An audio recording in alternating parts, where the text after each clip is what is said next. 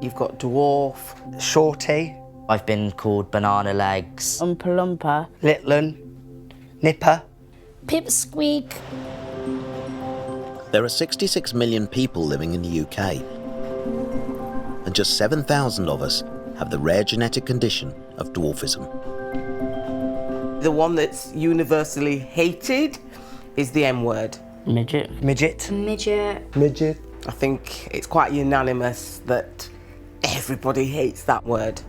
In this new series, we follow the ordinary lives of extraordinary people. Thank you very much for the support and coming out. What can I say? I'm a charmer. Whose short stature gives them a unique perspective on life in Britain. People have always shied away from me due to my condition. You do get people take photos of you. This young girl said, "Mummy, it even wears high heels." This time, the little Britons confronting prejudice and taking on the world. What do we want? Little people who are chasing big dreams. You just got to keep trying and trying and trying, and one day you'll break that door down. We follow the teenage cook who wants to make it in the cutthroat world of fine dining. Oh, this came out the wrong end. Will Britain's only dwarf drag queen hit the big time at the world's largest arts festival? Now to you, that's a shot. To me, that's a pint. And can a woman with dwarfism make a success of designing high-end fashion for the little people of Britain? My big dream is making possible the impossible.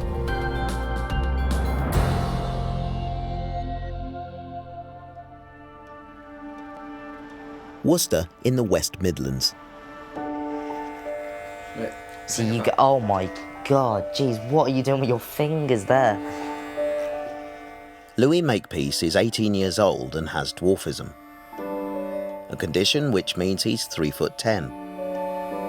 Oh, no, now it's getting itchy. Nearly 2 feet shorter than an average height person. I am this height at the end of the day. There'll never be a change. So you've just got to embrace it and do what you still want to do, even if you're 3'10". Right guys, I know I look really bad, but I've just literally woken up. I've had to throw a hoodie on. I kind of just wanted to talk to someone, and I felt that with YouTube you could just sit there and talk to someone without them judging you, because of course they're not in the room, you just talk to the camera. First you have to add your flour and your water into a bowl. I definitely feel like food it's just my life. That's my relationship with it. It's always just been a thing for me, like watching Mum in the kitchen from a young age.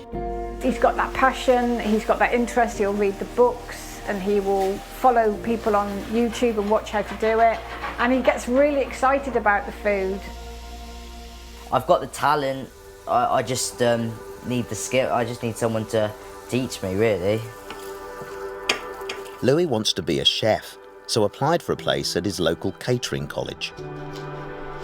They'd give me a one-to-one interview. The first thing he said to me was, why are you taking a course where you'll never have a future in this industry? And of course that being the first thing he said to me, of course, really affected me. And I felt he didn't want me there for a start. I just didn't feel comfortable in the situation. The college deny refusing Louie a place on the course. They claim his dwarfism meant safety adjustments to the kitchens were needed before an offer could be made. But Louie disputes their version of events. It kind of just brought me back to the reality that I would never get anything in my life and never get anywhere I wanted to be, because it kind of, I've been knocked down my whole life and always been told that I would never have a career. A family member took Louie's story to the press. The public response was immediate. I can't believe how viral this has gone. I literally thought when we were telling South West News about it, I literally thought it was going to be one photographer and that was it. And it was just some papers that just go in papers, but literally it's gone all over social media. Publicity is breathing new life into Louie's dream.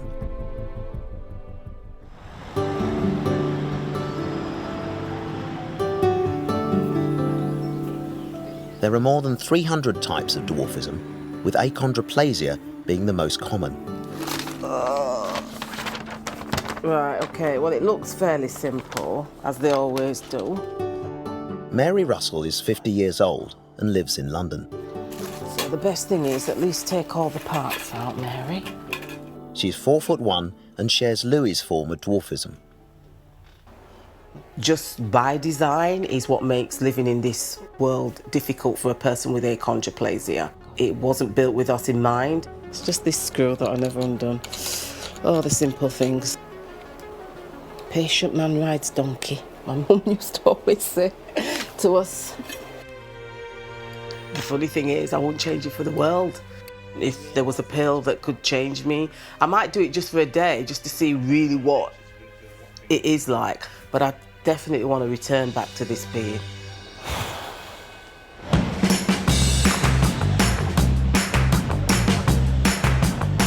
One of the top problems that comes up within the little people world, if they're not talking about medical side, they're talking about clothing. It's a bit high. And I don't have my stool. No. Oh, I did actually get it. God, that was a stretch though. This would most definitely have to be shortened. That's how much we'd have to cut off. I want to be able to shop off the peg, just like everybody else does. But unfortunately, I'm denied that opportunity. The dress is beautiful, and I could be made to feel beautiful in this dress. So I don't see why the girl shouldn't be able to go to the ball. But if that's going to happen, Mary will have to achieve her dream of becoming the UK's very first fashion designer for people with dwarfism. She's now set to launch her own fashion range called Magdalene, making glamorous clothes for little women. This is where it all begins, with a blank piece of bleached cotton. It would be great if I could actually get my own fashion line. And from there, I mean, who really knows? The fashion world is a very big world. It's known for being quite snooty and not inclusive. I'm hoping to be a contender, a serious contender as well, not a gimmick. These are real designs that I'm creating with real women in mind. Mary's designing a special dress as the centrepiece of her first collection, which she hopes to launch at a pop-up shop in her hometown of Huddersfield in Yorkshire. My big dream is making possible the impossible.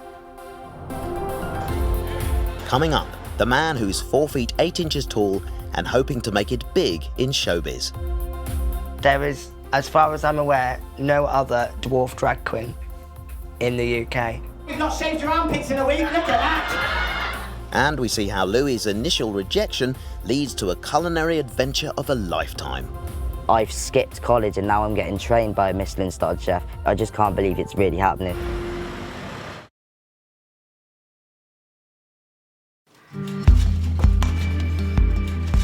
"18-year-old Louie Makepeace from Worcester has dwarfism, and when he applied to train to be a chef at college, he claims he was told he would never get a job.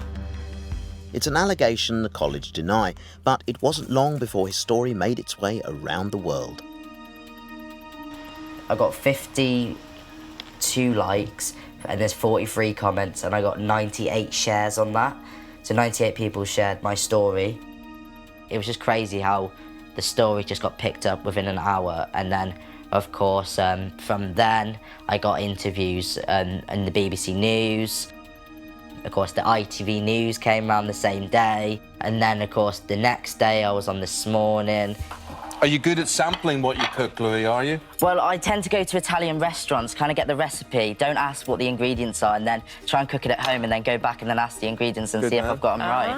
There you go. It's been like in Spain, Greece, Turkey, China, Japan, India. The amount of messages I've got from people all over the world, and I've had to translate what they've sent me. Everyone should be able to get an education and live out their dream. That's what someone said from Denmark. Someone put, can't believe this is happening in today's world. This college does not deserve you, Louie. You will succeed no matter what you do or wherever you go. It's been amazing because, of course, I felt that people have always shied away from me due to my condition, but I feel like now people are coming up to me and feeling free to have a chat, and that's all I've ever wanted. All I really ever want, just to talk to people. One of the messages Louie has received is an offer of work experience in London, which he's decided to accept. Get your stuff. You didn't take a coat? You might be cold later. It might be... I don't think I will. I'm not sure. I might put my jumper in the car. Okay. Just because, of course... I think you should take something. I'll take my hoodie, just to put it in the car, but I might take a packet of crisps on the journey. Yeah. Just because... What happened to your chewing gums? What happened to those? I don't know. Okay. Louie's parents are both average height, and he's been brought up by his mum, Pauline. Mum thinks the world of me, and of course never wants anything to happen to me. I think, of course, my restricted growth is definitely another reason of why she's so protecting, but it's always just really been me and Mum, so of course she's really all I've got in this world. I just want to keep him at home. I wish he was just going to college. I wish he was just going to work just in the centre of town, and I was picking him up and dropping him off, and he wasn't going to be going anywhere out of my sight. But I can't have that.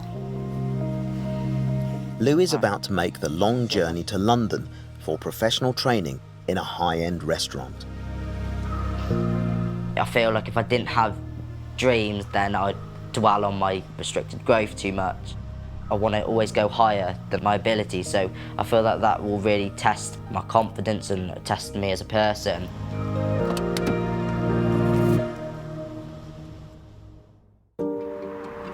Chasing a different dream is Jamie John. He's 30 years old and from Great Yarmouth in Norfolk. Jamie is 4 feet 8 inches tall, and his dwarfism has resulted in him having bowed legs and a curved spine. There is a lot of fighting to be able to achieve the dreams you want due to your height. But it's the willpower and the strength that you want to be able to reach those dreams, so you're going to do what you can to do it.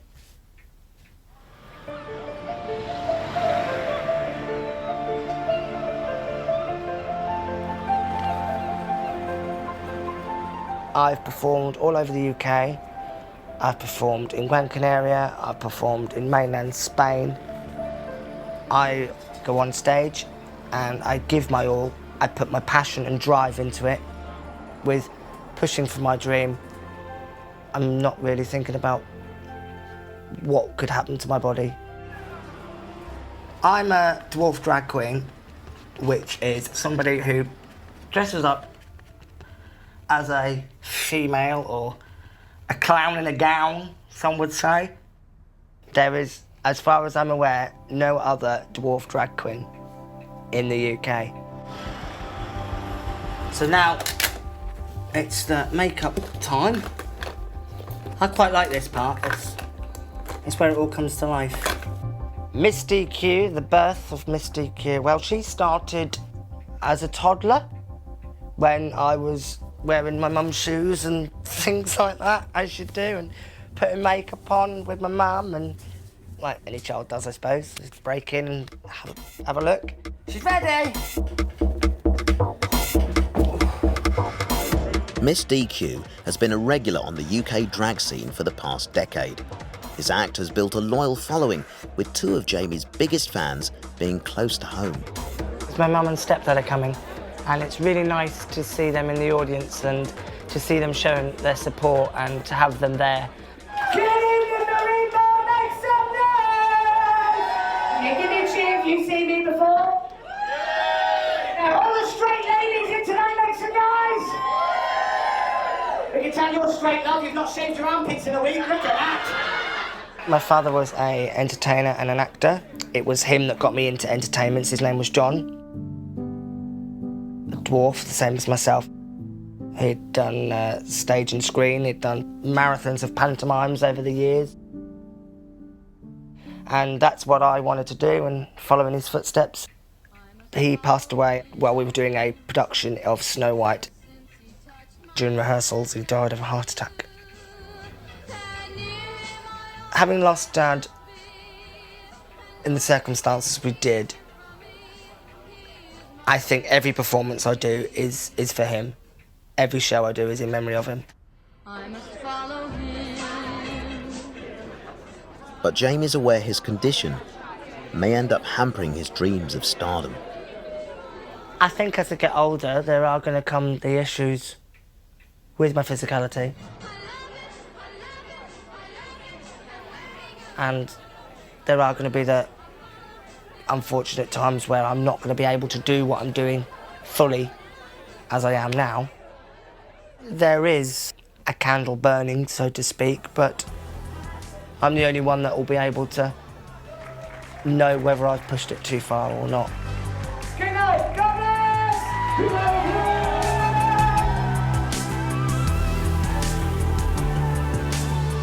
Yeah, I'm good. Yeah. You like it? Absolutely fantastic.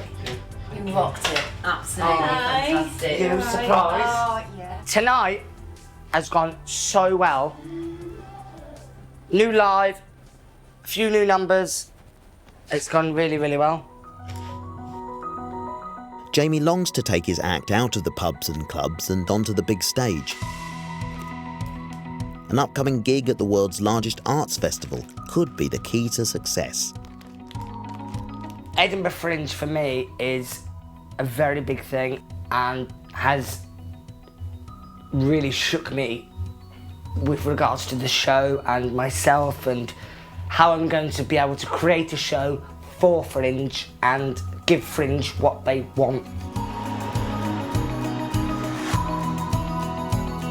With Jamie's mother being average height and his late father having achondroplasia, there was a 50% chance that Jamie would share his dad's condition.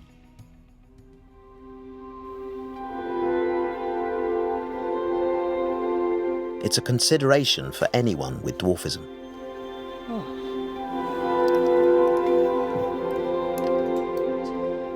I always knew I wanted to be a mom, but I never knew if it was going to ever happen. With me having achondroplasia, there's instantly a 50-50% chance that my child will have it. Come a minute, please. I was routinely scanned literally every month. And then we got to the 6-month stage and it went boom. The gynecologist told me, yep, he's got just like that, he's got achondroplasia. Jeez. I've got my last season's collection and new season's collection. What do you think? I like this one. Mary's son Reese is now 21 years old and is 4 foot 3 inches tall. I like all of them, but I mean, I don't know. And the fabric and that. Like his mum, Reese wants to pursue his own dreams, but right now his main concern is simply getting a job. And as for many people with dwarfism, it's been a real struggle. Do you want me to make you a No, I'm alright. jacket I'm alright. one day? I'm okay. Because I think you I'm need okay. to... I've been job hunting for about 3 months, but I haven't been successful, so I'm still job hunting at the moment until I get maybe lucky or someone wants to take me on. I'd say that it's my dwarfism that lets me down with the job hunting and whatnot.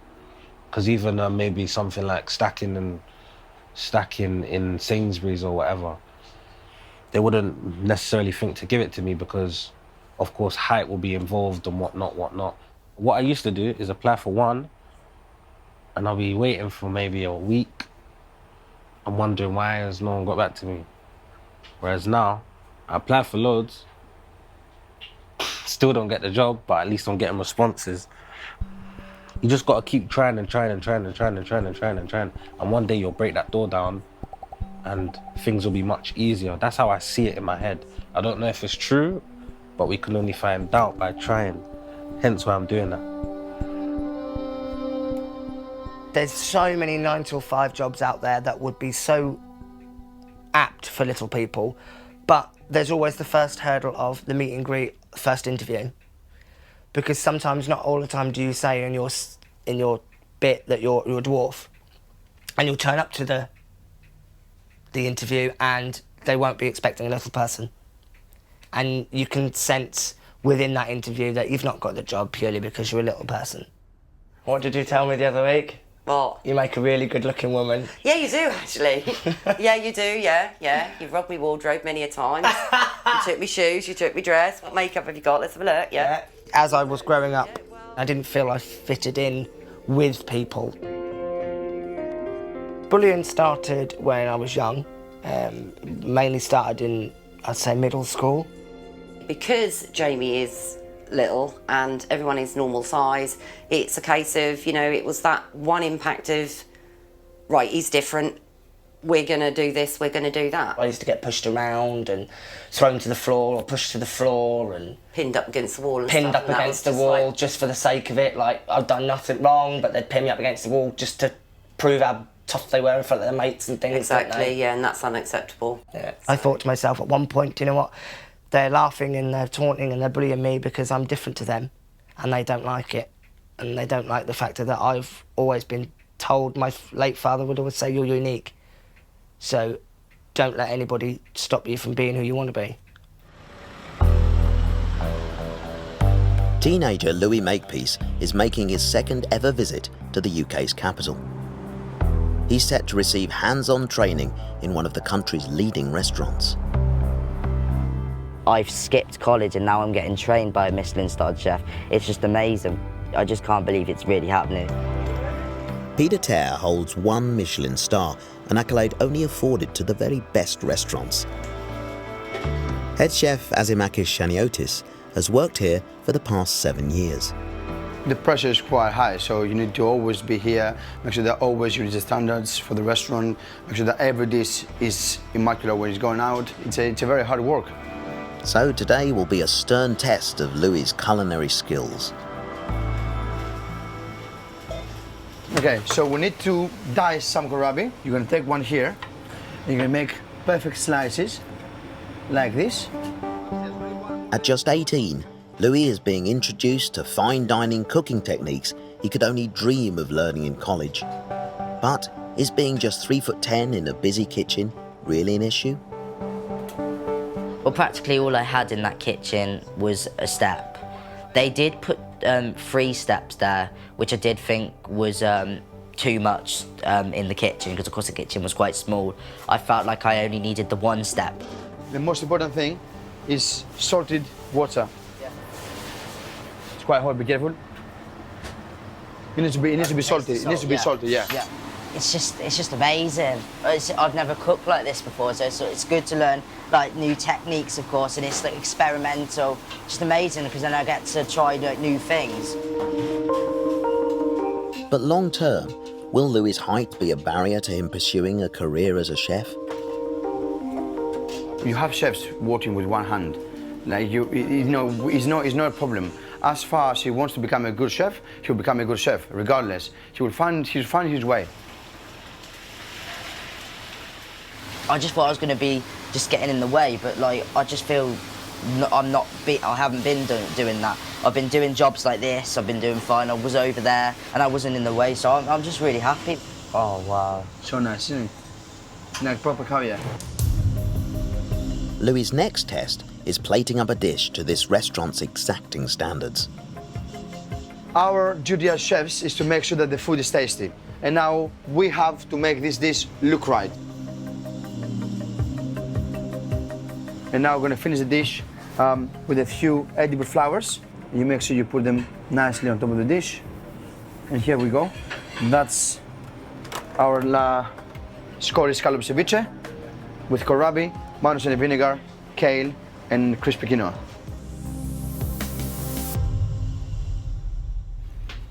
So let's try this, huh? Here we go. Dig in. I know what you mean about the balance of flavours, of course, the acidity and then the sweetness of the scallop. That's very nice. Very good. Thank you. Well done, mate. Working with Azimakis was just amazing. Like, I loved it. It's just a life-changing experience, I think. Just to like actually be in that kind of environment with my height, of course, and being told I'd never work in that kind of environment, and to actually work in it, it's actually amazing for me. But Louie faces further tests to see if he really has what it takes. Coming up.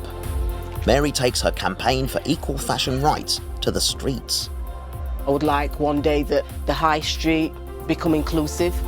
And Louie faces another daunting culinary challenge. Oh, this came out the wrong end.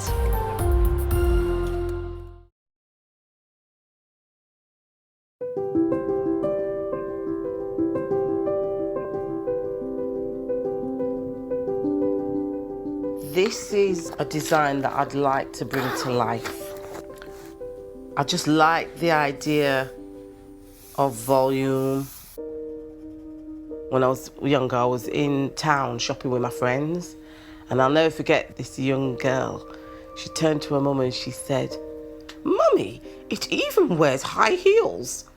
And I'll never forget that, because that, for me, was her definitely saying that I was not a person.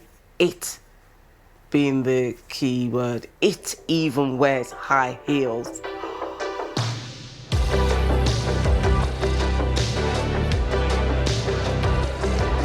Pure London is the UK's leading style trade event. Mary is here with lecturer and fashion industry mentor, Lorraine. Being new to this world of glamour, Mary wants to better understand the challenges she'll face in getting her designer clothes to the little people of Britain. I struggle with the title fashion designer. Is that really me? Can I really become one of them? Yeah, I keep saying to myself, shall I stop now before it gets too serious? You can have a dream about where you would like to... Karen Franklin is an icon within the British fashion industry. She's also a champion for diversity. The space in which you thought, yes. Am I being realistic to think that the fashion industry is ready for somebody like me with restricted growth? So the individuals who have drives to make something happen are the ones that, to a certain extent, educate the rest of the industry and the human beings within it. And bottom line is, if there is money to be made with a niche offer through business, then on paper you already have certain attributes for success because you know what's needed. You've just absolutely given me that buzz, that extra cherry on the top of the cake that I needed. Well, I'm really thrilled because I'm very excited about your journey, so I will be following it. So I'm following you on Instagram now. You know that, don't you? Yeah. It's definitely been a lesson from start to finish. To have somebody give you that valuable expertise. Yeah, it does start looking less like a dream and more like a reality, and that's pretty scary.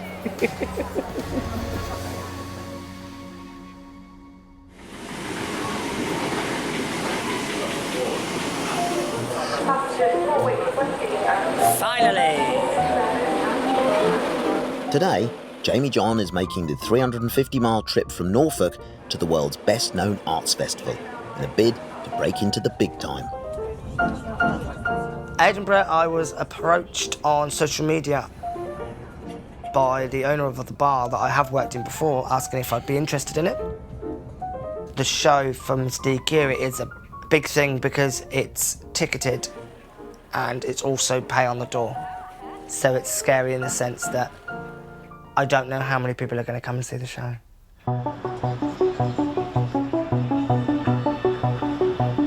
For the past 60 years, the Edinburgh Fringe has helped launch the careers of Graham Norton, Miranda Hart, David Walliams and Steve Coogan. Jamie is hoping he'll be next. The Edinburgh Fringe brings people from all over the industry, and it'll only take one person who is in that audience that could be an agent or a producer or a director that likes what they see. That in itself is nerve-wracking, which is why I'm having to put 110% into this brand new show for it to work. I think Miss DQ will give it her best shot. You cannot not be ready, I don't think.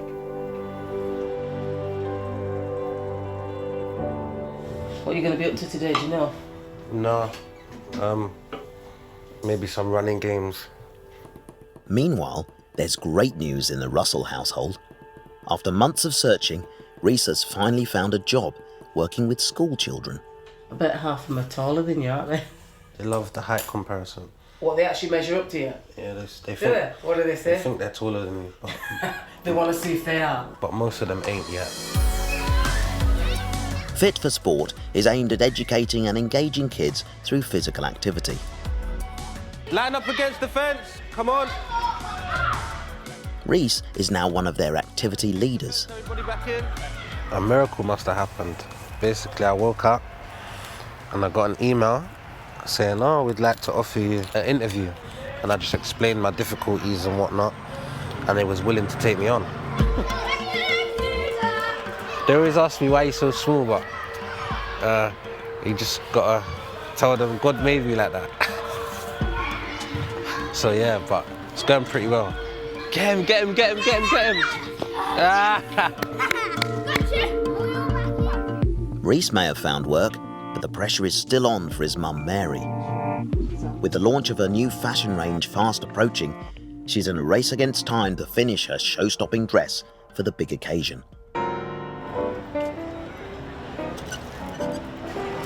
Meanwhile, in another part of London... Okay, and let me sort this out, because I don't know how I'm going to do it now. I'm going to find a way. Following a successful first day, Louie has returned to Pied à Terre for another cooking masterclass with head chef Azimakis. Okay, cool. Good luck. See you later. Yes, gonna be fine.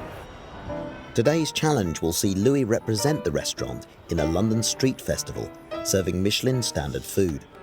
But since Chef Azimakis has a kitchen to run, Louie is left to do everything by himself. I've got a pipe avocado and creme fraiche mousse on top of the crab, and then I've got to decorate it with edible flowers. It's going to be a great learning experience because I've got to stop flies getting on our food, and I'm outside. I've got to remember a lot of things, and it's going to be tough, but I'm going to make sure I do it properly. This will be the first time Louie has served food to anyone outside his friends and family. It's basically crab dressed in this olive oil, which is sourced in Greece. Yeah, I'll give you a spoon. Yeah, don't worry. We want to make fast food that's tasty, of course, because not a lot of people have time, so this is very easy to prepare. Oh, this came out the wrong end.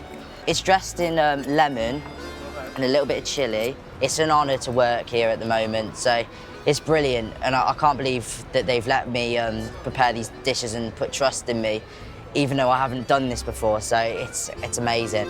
How are you guys feeling? Are they good? Nice to meet you. See you later.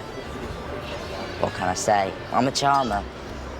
I used to be very aware of people staring, and of course it used to affect me because I thought, why are they staring at me? Why are they not staring at him? Or stuff like that. And of course, growing up with a family that's not got restricted growth, I always kind of felt the odd one out. You guys like crab, don't you? Yeah. They're more accepting now, and I feel like less people are staring in a malicious way. More people are staring in a, oh, that good on that lad, and let him have his dream. Are you good here? Happy? Yeah, happy. We sold a lot. And nice. I mean, we're stressed. Oh. Nah. You're good, that was cool, man. I was having chats with everyone. Working here with some top head chefs, it's been amazing. And of course, I've got to communicate with them and see what they do on an everyday basis. And it's definitely what I want to do. I definitely think I'm going to be wrapping up a present and a card for that guy that said I couldn't go on the course. I definitely think he's been the making of me, and I couldn't be more grateful for that, so thank you very much.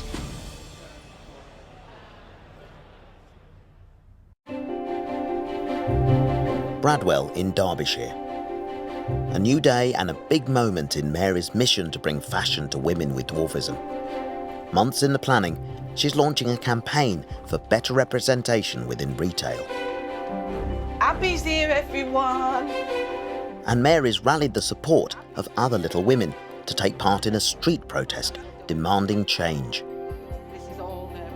I would like one day that other designers, retailers, the high street become inclusive. Hey, Fatima! Look at her! Hi, nice to meet you. Today's a big gamble, with these little women willing to risk public scrutiny to raise awareness about an issue close to their hearts.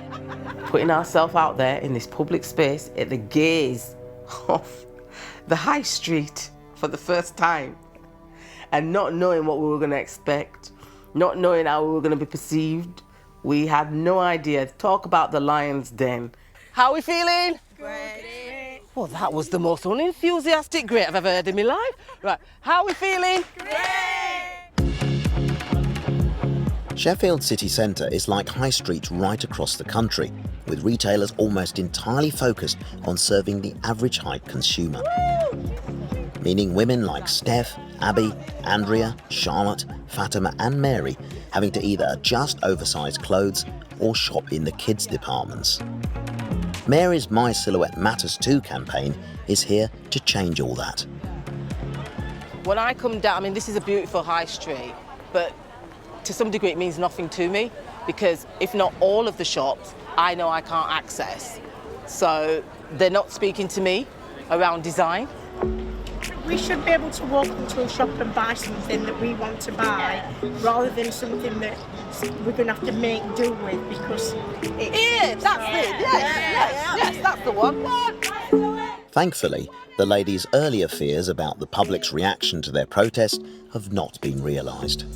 The Sheffield crowd are really, really cool, supportive as well. They really understand and they agree with what we're campaigning, protesting about. What do we want? When do we want it? Now! God, I don't need a foghorn, do I? Coming up, at the Edinburgh Fringe, Jamie is getting ready for his opening night. It's now starting to hit the fact that it's a big thing being a dwarf and being the drag queen. There could be failure. And I think if she fails, what's the next move? And Mary returns to her hometown. But will her fashion range launch be a hit or a miss with the locals? When I lived here as a young girl, I was like a lot of jokes. So today, it'd be nice if I could turn it around.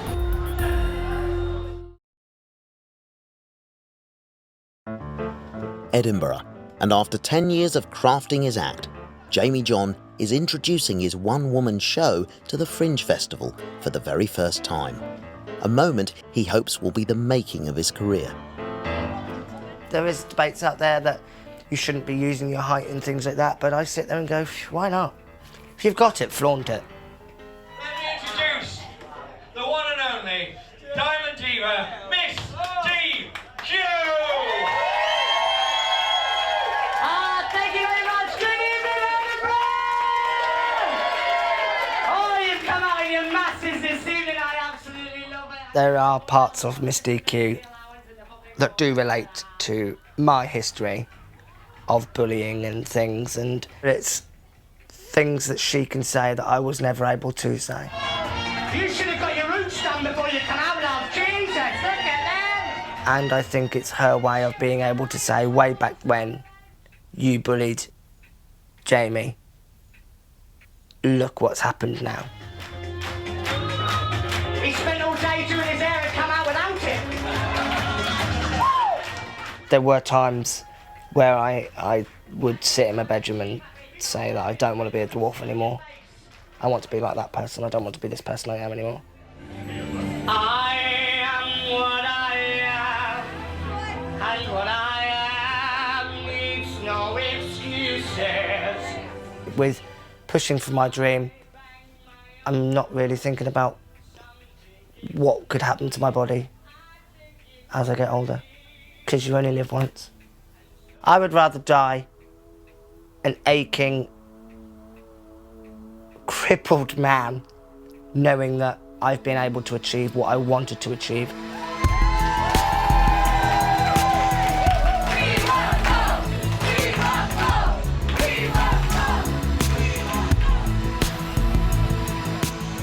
First show tonight was amazing. It really was amazing. Tonight, I feel proud of myself because I've done something different and I've entertained. I'm literally an emotional wreck. It was amazing, Mum. Yeah, I got a standing ovation at the end. I wanted to prove that anything is possible. It doesn't matter whether you've got a condition, whether it be a disability, whether it be growth, whether it be anything. If you want to do something, then do it. It's all good, it's all good. How are you keeping, okay?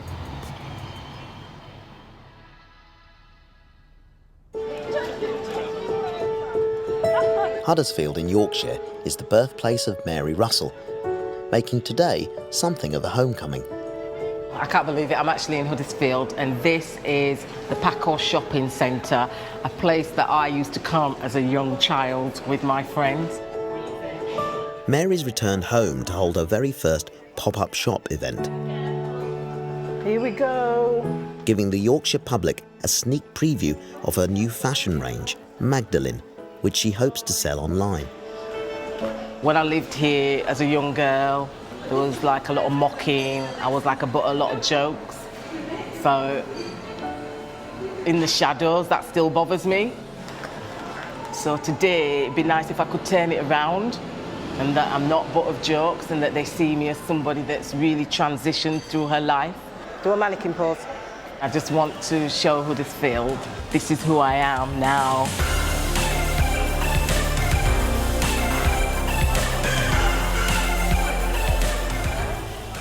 This is my secret weapon that I've been working on.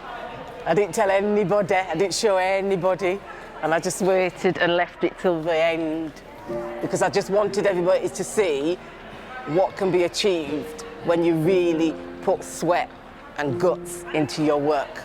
So all my samples are what the girls are wearing. They're not on the finished fabrics and they haven't got their finished, but this has.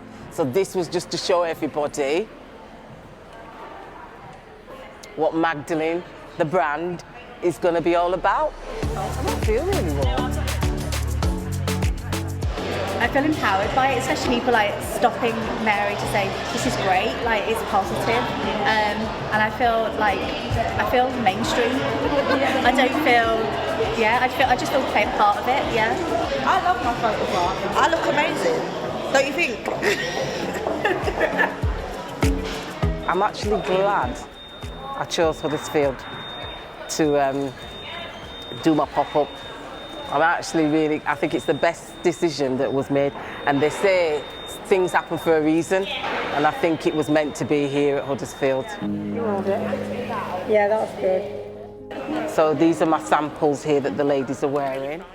When I first started on my journey, I was just like, I couldn't see none of this happening. What's that going to look like? What's my pop-up going to look like? What's my campaign? Everything was just so unclear because I self-doubted myself. Because I've experienced it now, because I've achieved it and still achieving, I now feel there's no stopping me now.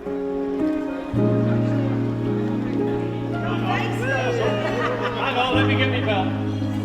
Oh! If I continue on this road that I'm going, why wouldn't London Fashion Week be attainable for somebody like me?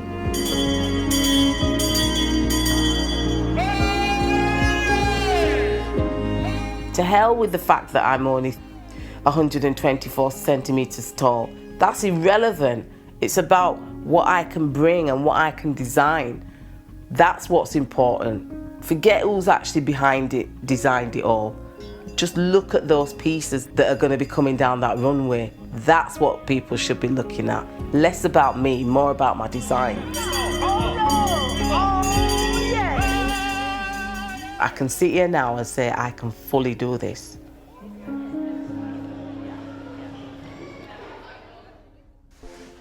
Next time on Little Britons, we meet the teenager on an 8-year medical journey to make himself taller.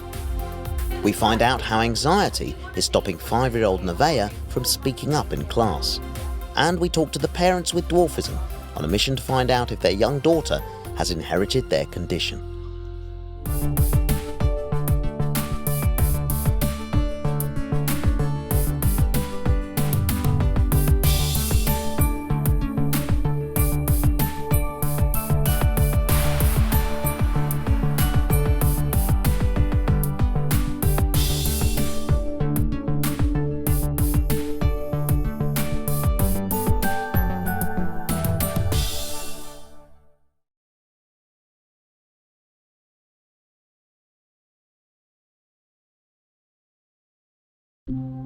You've got dwarf. Shorty.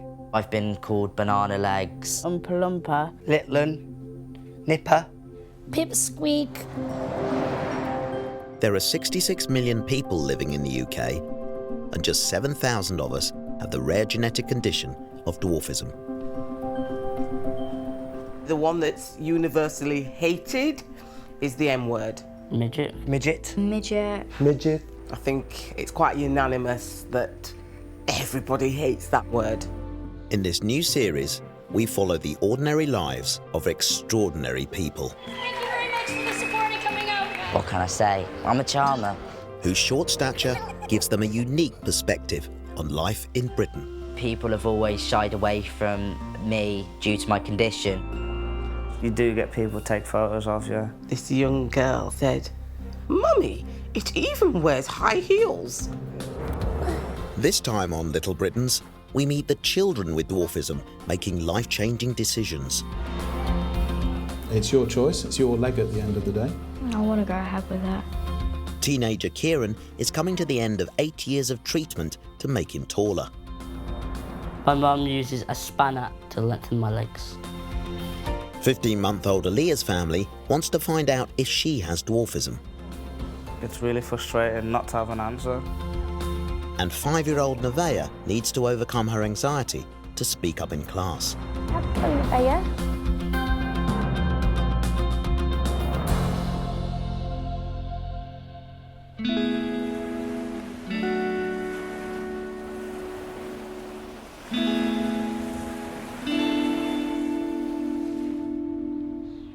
Most people at school, some of them worry about how they look. I do feel pressured sometimes. I think people with dwarfism are defined by the way they look, because when people think of people with dwarfism, they think of them being in pantomimes. Jess, come on, hurry up, please. School life for Jess is really difficult. It's a tough one. She faces a lot of problems every day. More problems that any child should have to face. It's really tough knowing that your child's going to school and they're going to get bullied. 14-year-old Jess has pseudo-achondroplasia, which is a form of dwarfism. She's 3 feet 4 inches tall and lives at home in Dorset with her mum, Louise. 1 or 2 slices? One, please. Just one? Yeah. There we go, toasties down. The bullying first started at school when I had to tell everyone that I had restricted growth. And I was about 6 or 7 when I told everyone.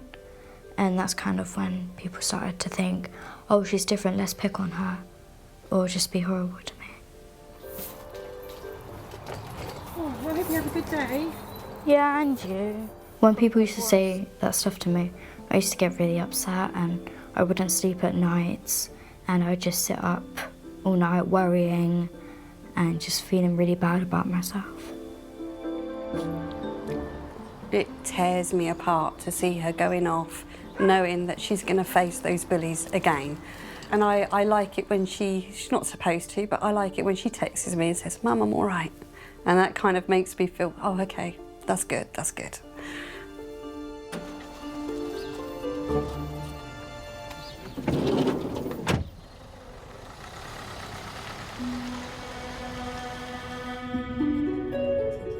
I hate the word midget because it kind of brings me down. It makes me feel bad about myself. And it's weird because I have dwarfism, but I don't like being called a dwarf. Because I think people, when they hear dwarf, they think of like Snow White and the 7 Dwarfs. Thank you. See ya. Bye. Have fun. I just like to be called, I don't know, small or restricted growth, or I have dwarfism, or just my name. Jess's secondary school takes bullying really seriously and works hard to make her daily life easier. I think school is really difficult for young people who are different. And nowadays you have to be a certain shape, a certain size, and look exactly like what everyone wants you to.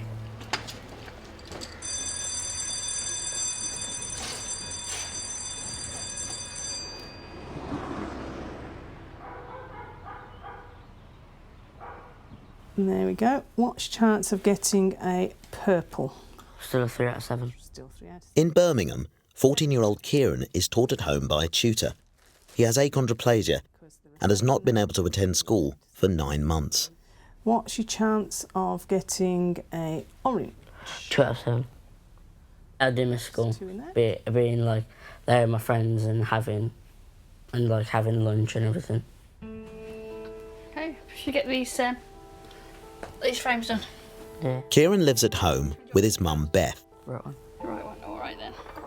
Right, Kieran, we're going to do 1 to 2, okay? Right. Yep, get right. Oh. All right then. My mum uses a spanner and an Allen key to lengthen my legs.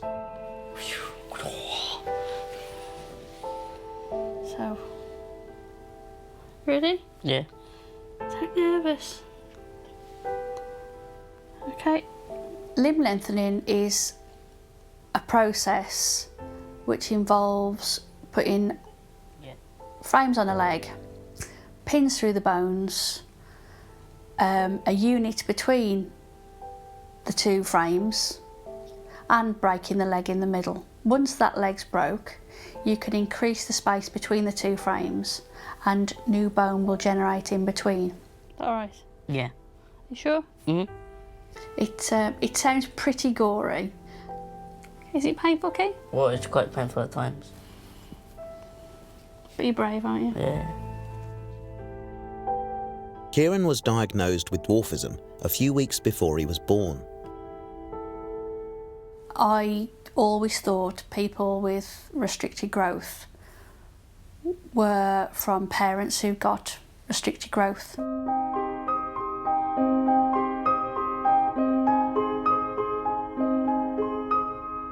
He has always wanted to be taller. I remember when I was 4.5 years old, I realised I was different to everyone else. So when I got home, I asked my mum, can God make me big? But she said, God can't, but she knew a few people that can help. So we went to multiple hospitals, multiple appointments, and my mum told me all about the leg lengthening and I was really interested. Kieran started to have leg lengthening surgeries when he was 6 years old. I've had leg lengthening surgery for 8 years. I've had over 25 operations and I have grown 20 centimetres taller.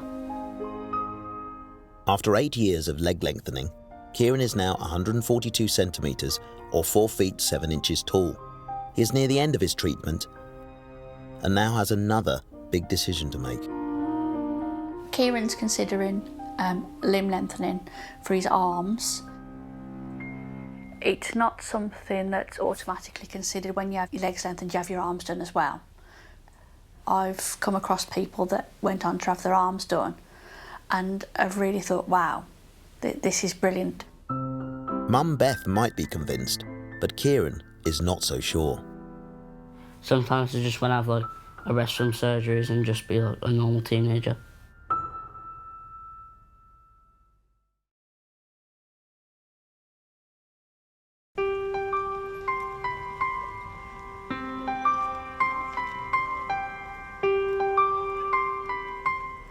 The Netherlands is a very easygoing place and a very open society where I can grow with this beautiful family. 30-year-old Luke from Birmingham moved to Holland 7 years ago to be with his partner, Naomi. Dansen, dansen, dansen. Dansen, dansen, dansen. Moet je eten? Luke has achondroplasia and Naomi has hypoachondroplasia. When Naomi and me got married, we wanted to start a family straight away. Started from the honeymoon, shall we say, and Naomi got pregnant very quickly. We had a child 11th of June 2013, a young boy named Isaiah, and he had achondroplasia.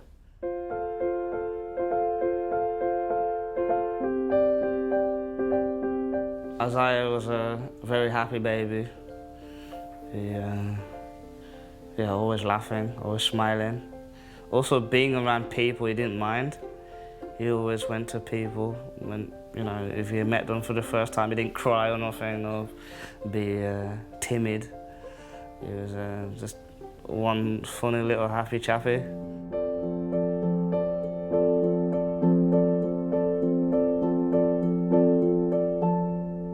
When a baby is born with restricted growth, there's always going to be maybe a complication.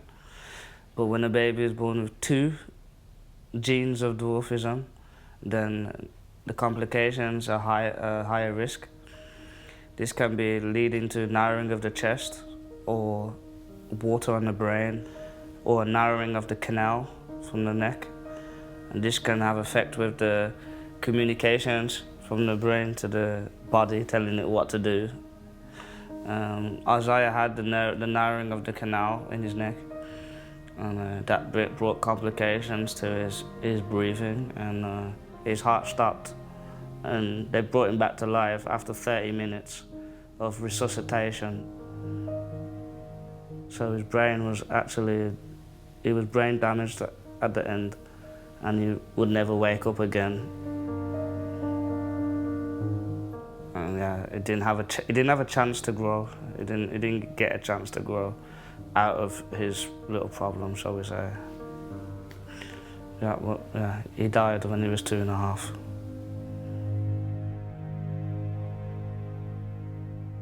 At first, after Isaiah passed away, I said straight away, I don't want no children anymore, because I think I just blocked myself with the feelings, because I didn't want it to go through this again. And I think about a year after Isaiah passed away, we had some family and friends who had babies, and we saw them and holding them. So it started slowly to build up by me again, I think.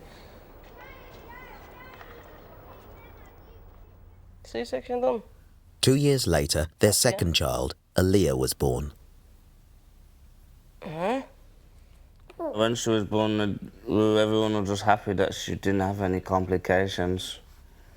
No, but I think they also, they all said it was... They all thought it was a normal she child. looks normal, yeah. They even said that with me. But... just an average height child. Yeah. And really, we don't really see it till this day if she really has a dwarfism. No. You just noticed, okay, she doesn't have the facial features what I have, face. Or what her granddad has, known as dad.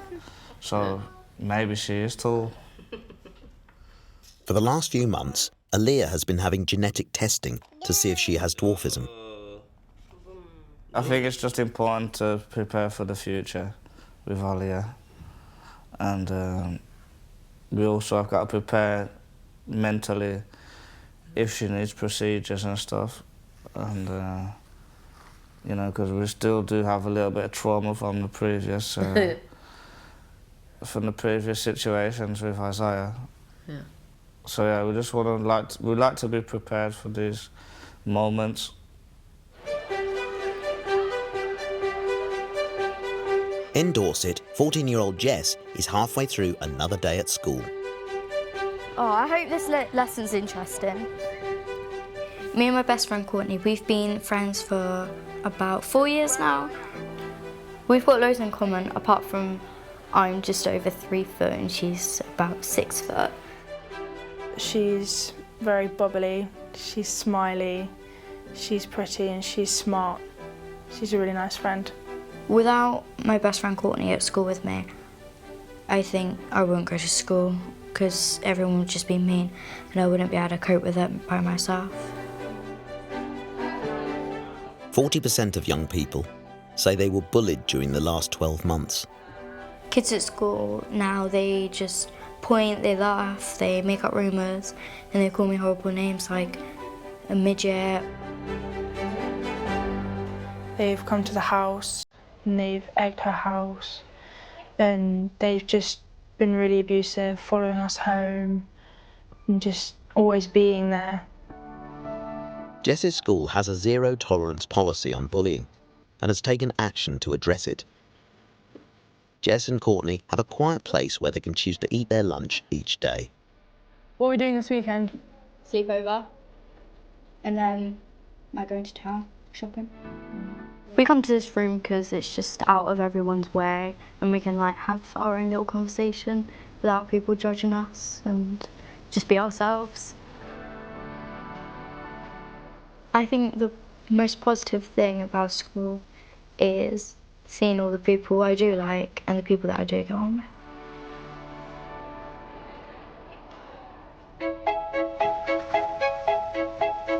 One, two, three. It's a big day in Birmingham for 14-year-old Kieran.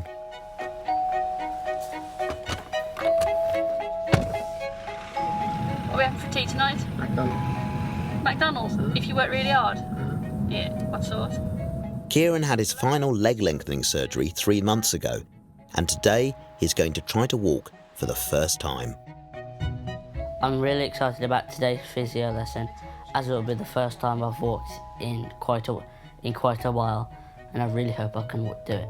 How are you? I've not seen you for ages. Good. You're good. So the downside of going to surgery is you can't walk for a while. It's probably been 3 years of his life he has been totally dependent on carers, physios and doctors to get where he needs to be physically. Kieran has already had to relearn to walk 4 times in the last 8 years. Okay, so see if you can come to the middle. Just see if we can just try and get those hips up. Okay, so try and stick your bum forward a little bit. So go on. But it's too much for Kieran. There we go. I felt excited to do my first steps, as I hadn't walked in a while, but I did feel overconfident. So is that the first time you've walked? Yeah. Yeah? Even, at home? yeah. And what have you just done? Just standing at home? Standing. Yeah? Yeah, That's and a few, and like a step. In a few stands. And does your foot feel fine with doing that? Not really. Bit The right one. The right one, okay. I'm hoping, and fingers crossed, that within a year of completing his surgery, Kieran will be comfortable walking. So we're going to practice this at home? Yeah. Yeah. You're going to work hard because you know it's got to be done? Yes. No whinging? Team Beth Key? Yeah, it'll be fine. You are going to be all right.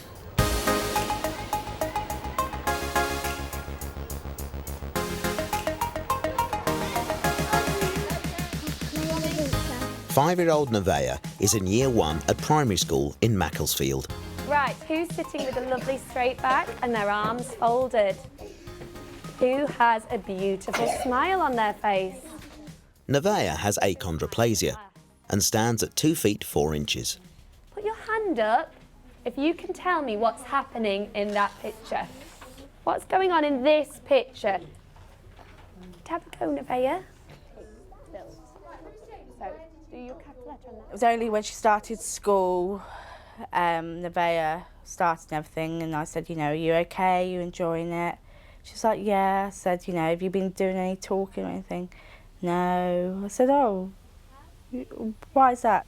And she turned around to me and said, Mummy, I can't use my big voice because I get a lump in my throat.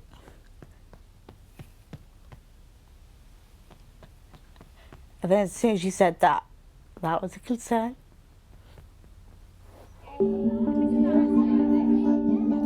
Nevaeh started school 6 months ago, but has recently developed severe anxiety. I'd pick her up from school and we'd walk halfway to the car. She'd be like, Mummy, I really need the toilet. So I said to her, why haven't you been to the toilet, Nevaeh?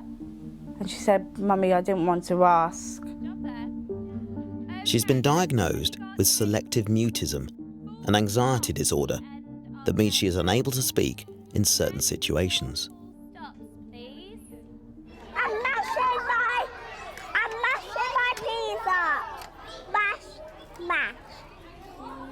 But although Nevaeh's anxiety stops her speaking to teachers, she has no problem talking to her classmates. Whoever got brown eye, put your hand up. She's absolutely fine with the children. like non-stop chatterbox, and she's really confident.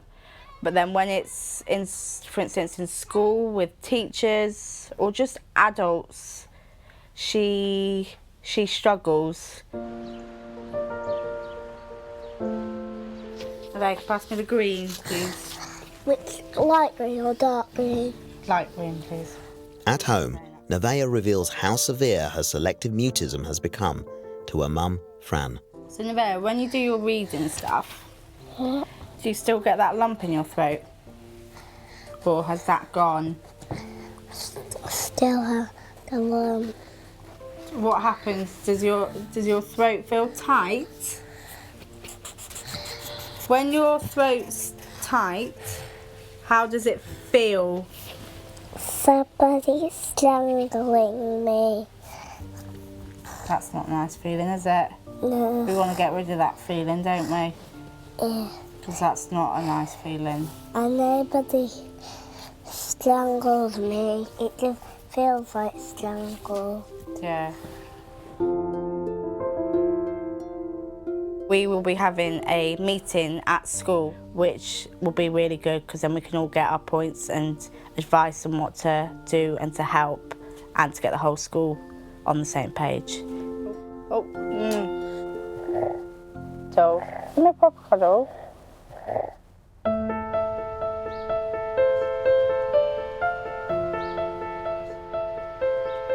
14-year-old Jess struggles to walk and often uses a wheelchair.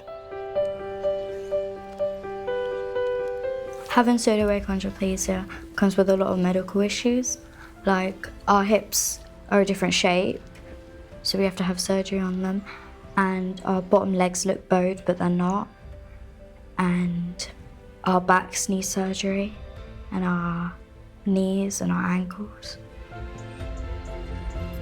On a good day, Jess can walk to the car.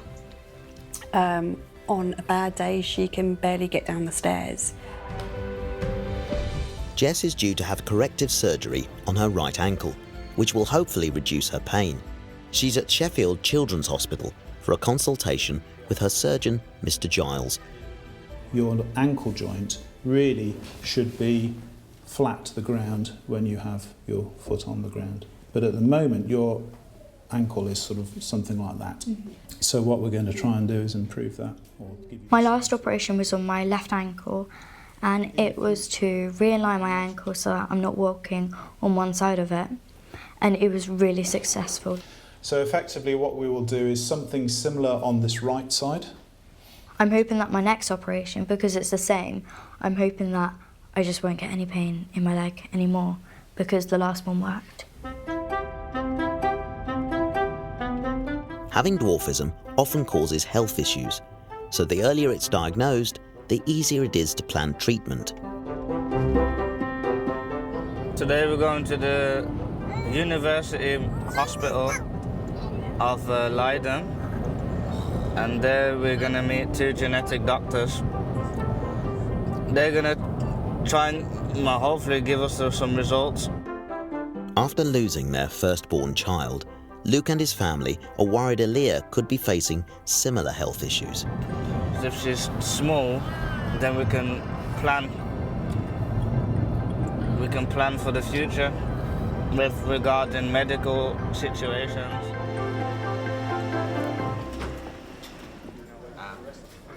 Aaliyah's grandparents, Max and Tineke, are also attending the hospital visit. Max has hypoachondroplasia, the same as Naomi. But Grandma Tineke has a rare, undiagnosed form of dwarfism. The last few weeks we've noticed that Aaliyah's development has got a little bit less. Now I'm starting to question, does she have something from me or Naomi or her grandparents? All the family's genetics have been tested over the past few months. In the next couple of hours, they'll find out whether Aaliyah has dwarfism or not.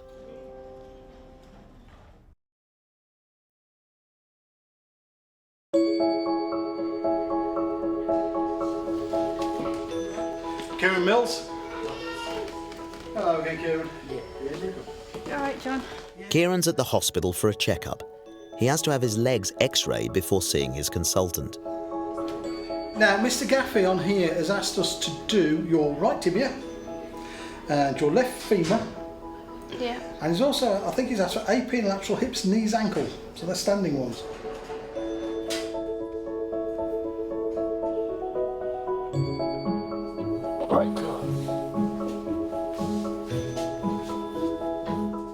When I'm in frames, my mum helps me with everything. She's practically like my leg.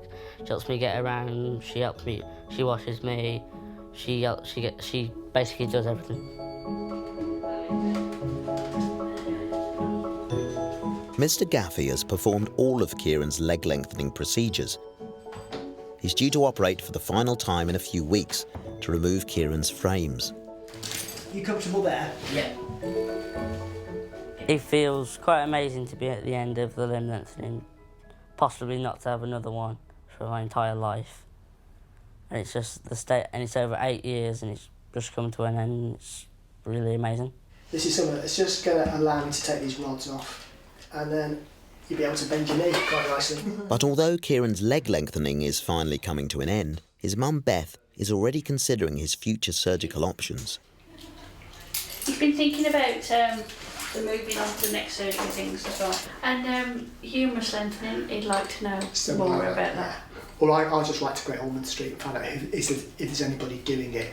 It's a rare indication to do it because most people are happy with their arms. There's a downside for having it done, but I'll be happy to ask the question and I'll see just want to know, like, everybody's reasons for having it done, for not having it done. Good experiences, bad experience, so he can make his own mind up, and then it's his choice.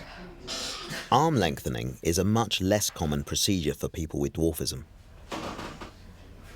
And the problem for most people is the arm being a bit short, such a big problem. It's worth even the surgery itself, just the physical surgery without any complication is enough to put a lot of people off. And obviously the added extra problem of having a complication that might affect you for the rest of your life is enough to put off the more determined. So we'll see you in 4 weeks. Okay. Thanks a lot. See you then. See you. Bye. Okay. Despite Mr. Gaffey's reservations, Beth still wants to explore the option. So what do you think about the possibility of arm lengthening? I'm not really bothered about it. When you've got a child and there are surgeries associated with their condition, it's your job as a parent to know all about these things. Arm lengthening will mean Kieran's arms will be disabled for approximately a year. Have it done? I would have done. And I think you've done so much having your legs done. To not have your arms done, you feel like you're half finished. But there again, I haven't got to go through it, have I? No. I'm sure there are people who think that I have helped make the decision for him, which is quite unfounded to anyone that actually really does know Kieran and know how strong-willed he is. I will think about my arms after I've had my foot done. Okay. That's my decision. That's fine. I ain't going to have an argument over it. On some days, I do want my arms lengthened, and some I'm not too keen. I just can't make my mind up at the moment. Back in Holland, the results are in, but they are not what the family wanted. So now we've had a talk with the doctor. Unfortunately, we still need to carry on with more research. The thing is with Tinniker's dwarfism, it's still got no name. They've tested 300 different forms of dwarfism, and not one of them connects to Tinniker. This is a new one. I knew it, she's not normal. I knew it. She's not come from the human beings. And from Venus. It's a frustrating time for the family, but they know answers are vital. It is important to let it research because for our children, They have to know. we have to know what's going on. In Dorset, it's the weekend, and like most teenagers, 14-year-old Jess is out with her best friend. Thank you. We enjoy going on the bus to Bournemouth, shopping, going to the beach in summer. We also like to just wander around places, just laugh and have fun. So you've got legs to stop you from like falling, right? Just hovering. Would you ever get married? Probably, yeah.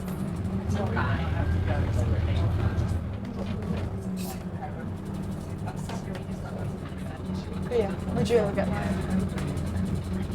Probably. Depends. I have had a boyfriend and it lasted 3 months. My type of boy is tall and just dark hair. You have a good day. Thank Lucky you. to see you. Thank you. Anyway. I don't think in my lifetime I'm ever going to date someone with restricted growth. I don't really find them attractive, and I think that they can't help you as much. Whew. It's really nice out here. Yeah. Very. I think it is harder to be in a relationship when someone's got restricted growth because they don't want their friends to take the mickey out of them because they're going out with someone small. Where should we sit? Just here. This will be the last day out that the girls can have for a while, as Jess needs surgery on her ankle. When's your operation? It's in a few weeks. What are they going to do? They're going to cut open one of my bones, put a plate in it, cut the other one, and like realign my ankle and everything. Scary. Yeah, I know. Pretty big. Nice. Yeah. I'm just hoping that it will like make me walk a little bit further without any pain in my ankle. That would be nice, like. Yeah. To do that. Yeah, because whenever I walk with my ankle at the moment, I'm in pain. Yeah. I have to have a week off school. Lucky. Yeah. You're Well, gonna miss me. Definitely. Yeah. I don't know what I'm gonna do without you. I've got sand all over my bum.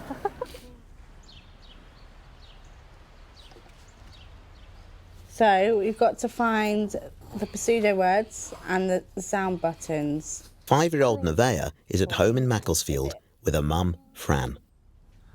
If you have two and you take one away. Why? Okay, well done. So put one there.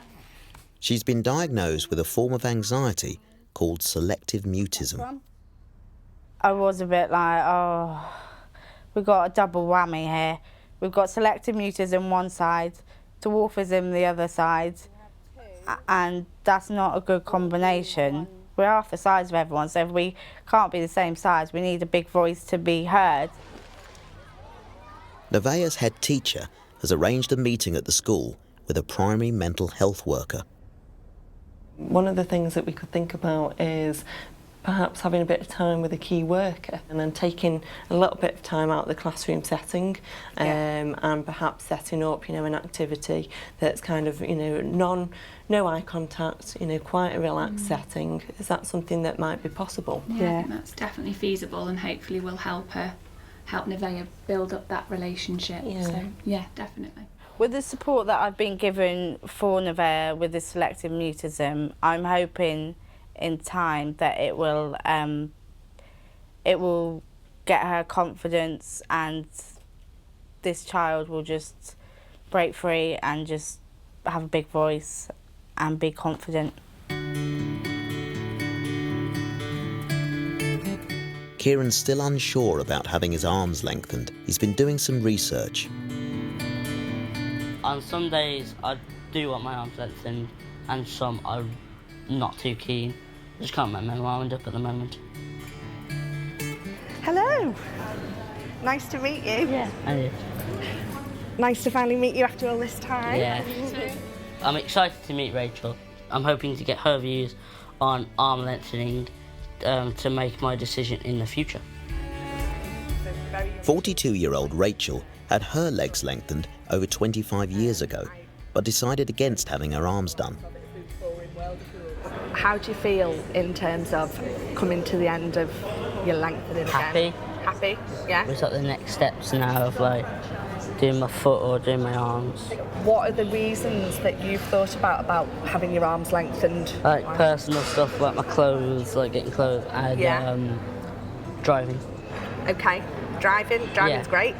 I can drive without having my arms lengthened. I have been driving since I was 17. I can reach the foot brake and the accelerator, and that's all you need. Have you ever regretted not having your arms done? I didn't want to go through with my femoral lengthening because I'd had enough, but that feeling of, particularly when it's been a hard slog and if you've had lots of complications, and which I know you have had, and the pain as well, you do get to the point where it's like, how much more of this can I take, and do I just want this to stop? I thought it was quite interesting of what Rachel had to say, but I was surprised when she had her legs done, she didn't finish her jobs with her arms, but that's because she wanted to enjoy everyday life and go back to school. Jess has travelled to Sheffield Children's Hospital to have surgery on her ankle. The thought of another operation, it kind of makes me worried because I wonder how many I'm going to have in my life. But I've had so many that I know what's going to happen.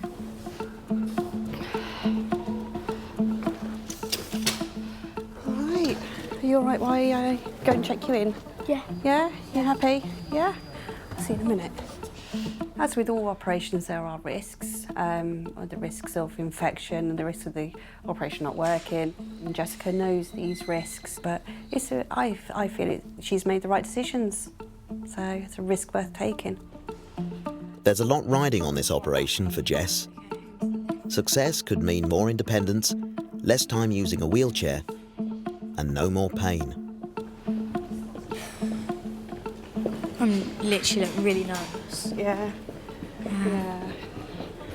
I'm feeling nervous for you.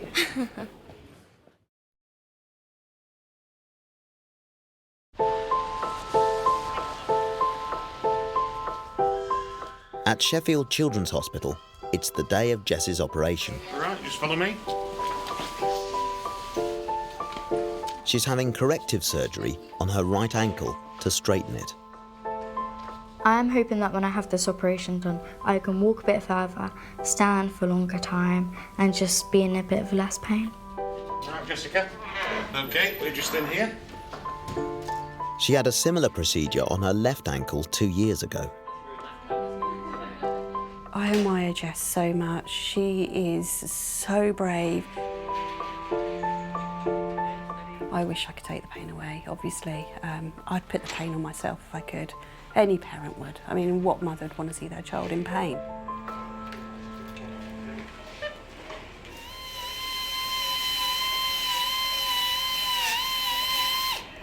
Let's see if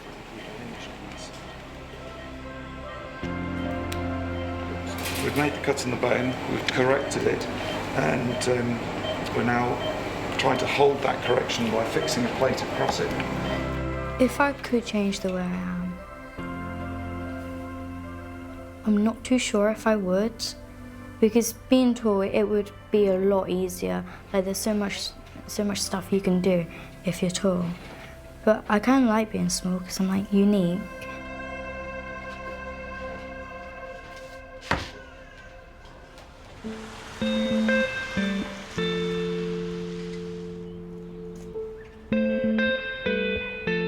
Ready to go upstairs?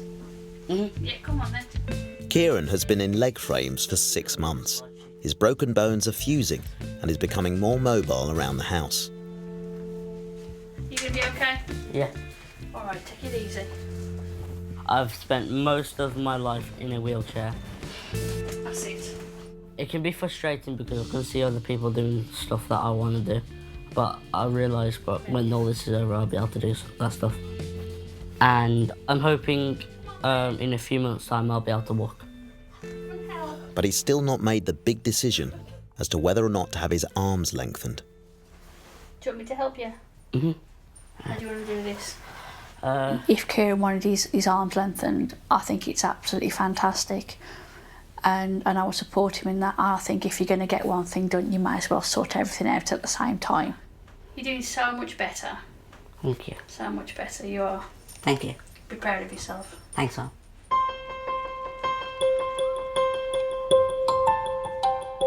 So we're going to have a look at this story. So what's happened in this picture? What do you think's happened to the little girl?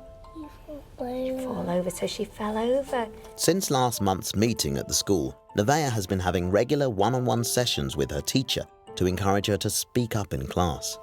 Or do you think she's trying to help her? Help her. Which characters did we say we had? And in the classroom, there has been a marked improvement. Nevaeh, who did we say we could have? We can see there.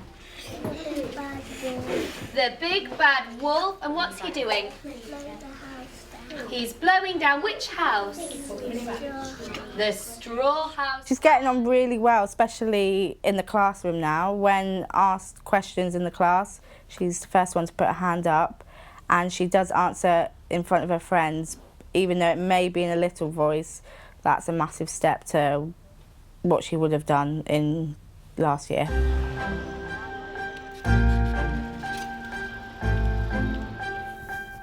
In Holland, it's been months since Aaliyah's hospital visit, and the family is still waiting for the genetic results to find out if she has dwarfism.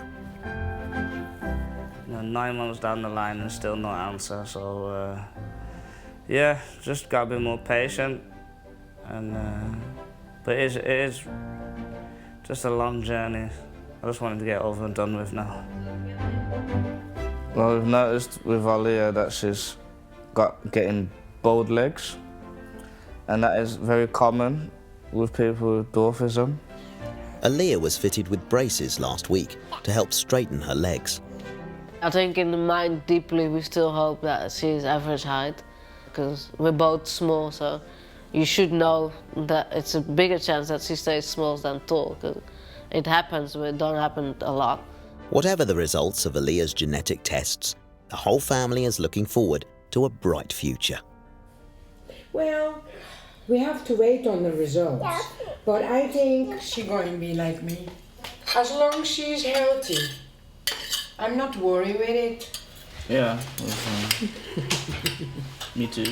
I think this year is going to be a very big year for us, because either we get the results from the hospital or we get the results from Aaliyah's development, because she's going to be, in the next year, she's going to be 2 years old. Maybe she'll keep up with the growth line as an average child or not. So either Aaliyah's body will tell us, or the DNA results will tell us what she has.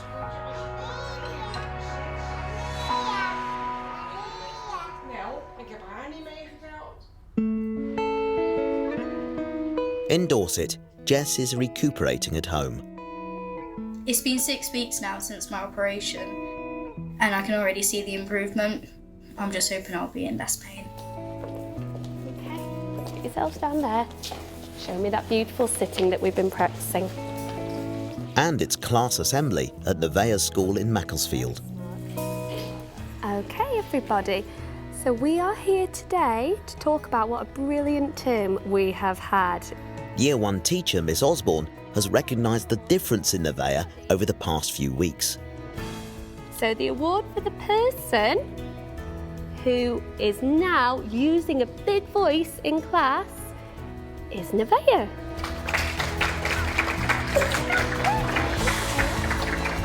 Girl, well done. Are you going lovely? Brilliant. For the future for Nevaeh, what I really want is just her to come out of her shell, talk in big voice, and just enjoy life and live every day enjoying it. And in Birmingham, although he still has to get approval from his medical team, Kieran has finally reached a decision. So yesterday I made a big decision that I wanted to have my arms lengthened.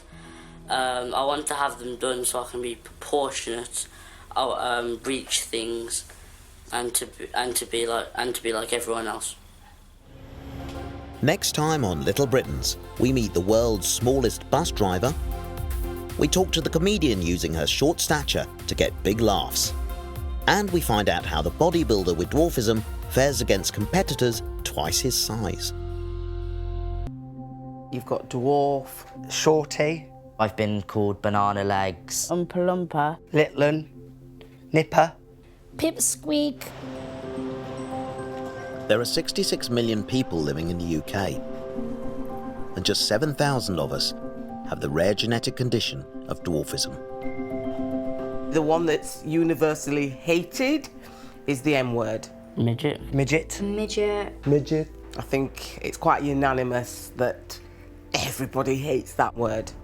In this new series, we follow the ordinary lives of extraordinary people. Thank you very much for the support and coming out. What can I say? I'm a charmer. Whose short stature gives them a unique perspective on life in Britain. People have always shied away from me due to my condition. You do get people take photos of you. This young girl said, "Mummy, it even wears high heels." This time, the little Britons defying expectations to make their mark in the world of work.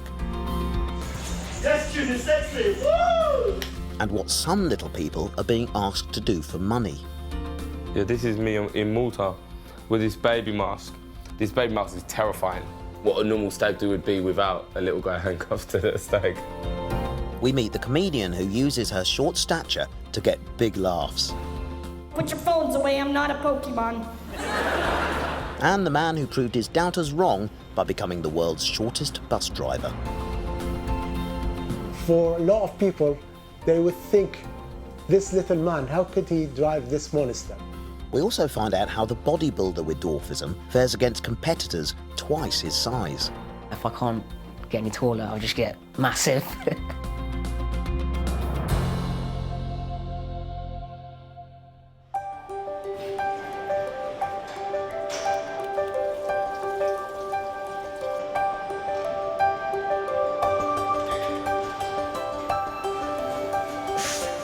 Tune Tan is 24 years old and lives in London. My best is 120 kilograms, which is three times my body weight. He was born with a rare genetic condition occurring mostly in men, which affects his bones.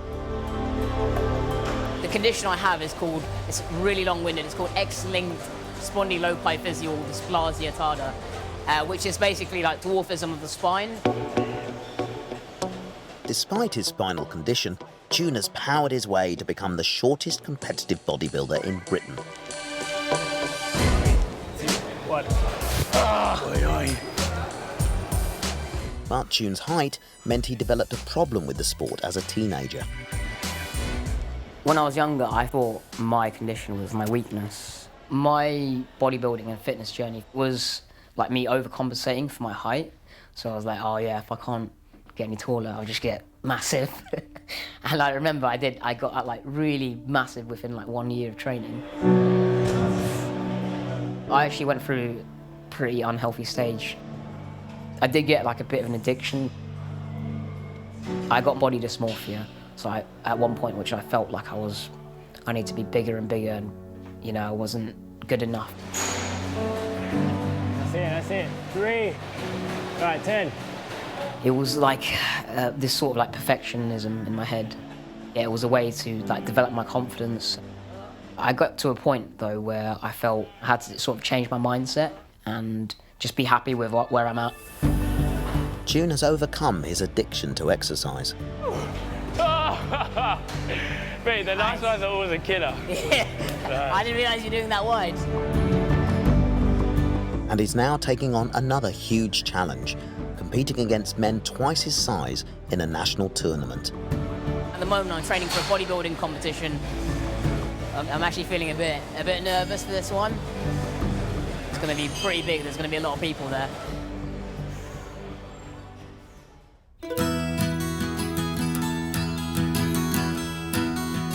There's a 1 in 25,000 chance of being born with dwarfism.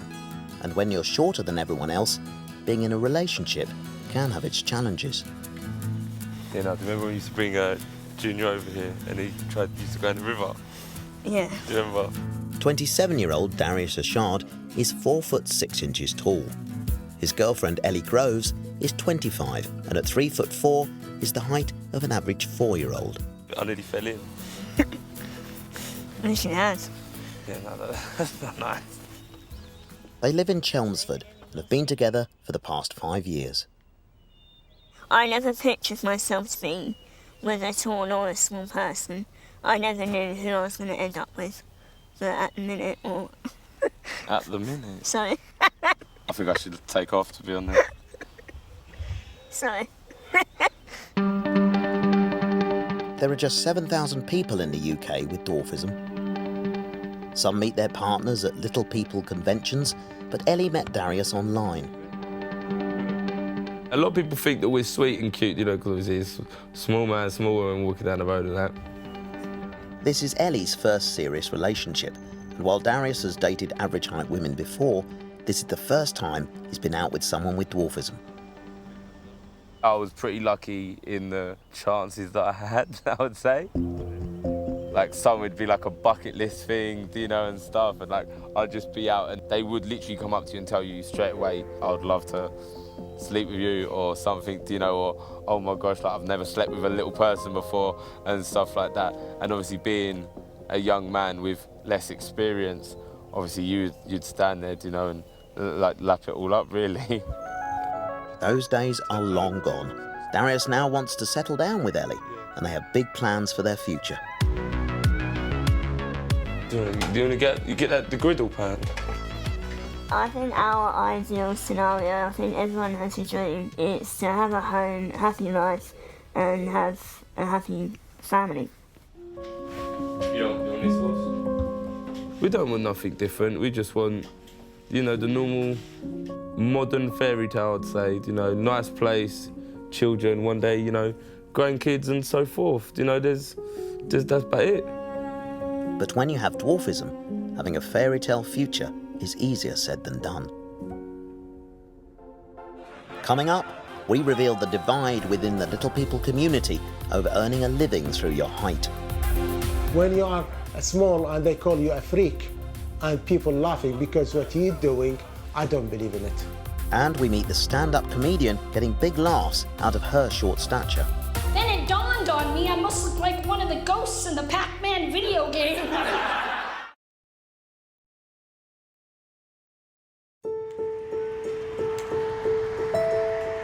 Norwich in Norfolk. Hello, it's Tanya Lee. Are you close? Tanya Lee Davis is 48 years old and originally from Canada. She has a rare form of dwarfism called dystrophic dysplasia. It affects just 1 in 100,000 people and means she's 3'6" tall. There's definitely a hierarchy within the little people community.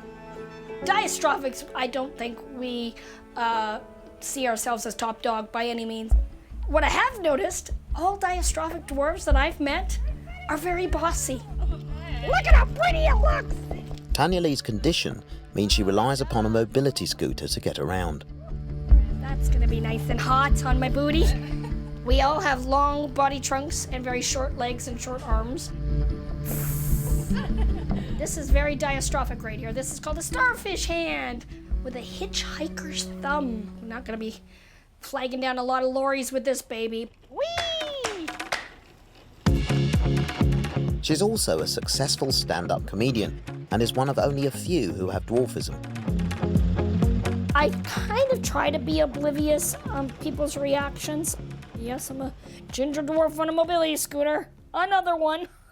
We're a dime a dozen.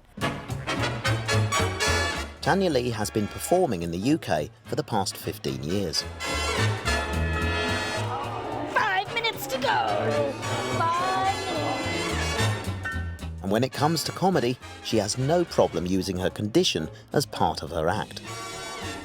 Anybody that says don't talk about your height, I go, no, forget it. This is a gold mine. Please welcome to the stage Miss Tanya Lee Davis. The feedback I get, you know, has been amazing from people, from like, oh, we learned a lot. Yay! These are funny situations, and why not laugh at them? The doctor that delivered me freaked out. He's like, oh my God, he told my parents, I don't know what's wrong, but she's not gonna make it through the night. I did. I think the best part about being a dwarf is just, you know, being unique, being different, and, you know, being able to express to people that it's okay and to share my differences and and try to dispel the myth that our lives are tragic. Tanya Lee's condition means that sometimes she struggles to get on the stage. I've lost Chris. All right. It's all right. No, I've lost my people. There we go. Push Tony. Yeah. Woohoo! Thank you. All right, we're back. I've just had to adapt. That's what we do to survive. And, you know, just get on with things. I've got stuff to do, and I'm gonna do it. She performs nearly 200 comedy gigs a year, but the best is yet to come, because she's been invited to support Jason Manford on his nationwide tour. It'll be her most important gig of the year, giving a big boost to her career.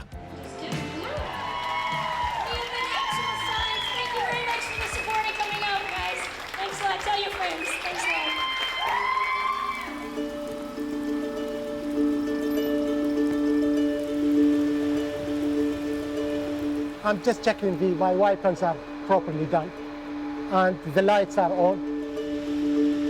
56-year-old Frank Hatcham is 4 foot 6 inches tall and is originally from Iraq, but he has been a British national for the past 20 years. I adopted Frank because a lot of my friends, they couldn't pronounce my first name, which is Faik. And I'm happy with this. Frank, I am Frank. That's what I like about Frank, because I am Frank as well. He works in Chichester, West Sussex, for the bus company Stagecoach. I'm using this stick because I can't reach these ones, the destination board, so I use the stick. Some of them are really, high. Even other drivers, they suffer with that. According to the Guinness Book of Records, Frank is the shortest bus driver in the world. I am very proud of that, to be honest, and my family is proud of me as well. For a lot of people, they would think, this little man, how could he drive this monster, you know what I mean? And although Frank has passed all his bus driving exams, in the beginning, some of his passengers also struggled to believe he had the ability to drive a double-decker bus. When I started driving buses, I was thinking some people will not even bother to get on my bus, and it did happen a few times. Some passengers, they come in, they just want to pay their money, and they decide, oh, sorry, well, I'll go to a different one. But Frank has turned around the public's perception. Passengers, they like to see someone who's working hard. I am a hard-working person, and most of the passengers, they don't care as long as you do your job properly. Frank's colleagues similarly took some winning over. Because of his size, there was a few people saying, how's he going to cope? At the end of his training, his route learning and everything else, we all became, or learned, to respect the guy. Yeah. Because of his height and his achievements and what he's achieved out on the road as a bus driver. My colleagues are my friends, to be honest, and I am so honored to be with them. But after 2 years in Chichester, Frank is starting over, moving to a new depot in Portsmouth to be closer to home. This is a different area, different passengers, different colleagues, and a different chapter in my life as well. Will he be able to convince the people of Portsmouth that he's up to the job?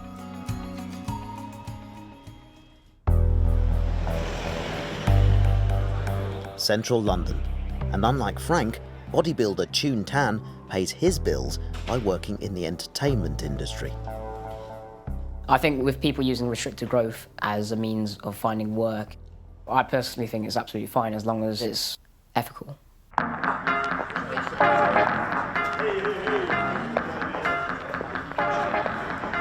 I'm a male performer. We always try and make it fun and have like a bit of like meaning behind it, and we're always trying to like surprise the crowd. Tonight, Chun is using his impressive physique to take part in a cabaret show as a stripping Oompa Loompa. So some people have said to me, "Oh, like you can't dress up like that," because sometimes we get called like an Oompa Loompa or whatever. So they think, yeah, I shouldn't dress up like this. And please welcome to the stage, the legend, June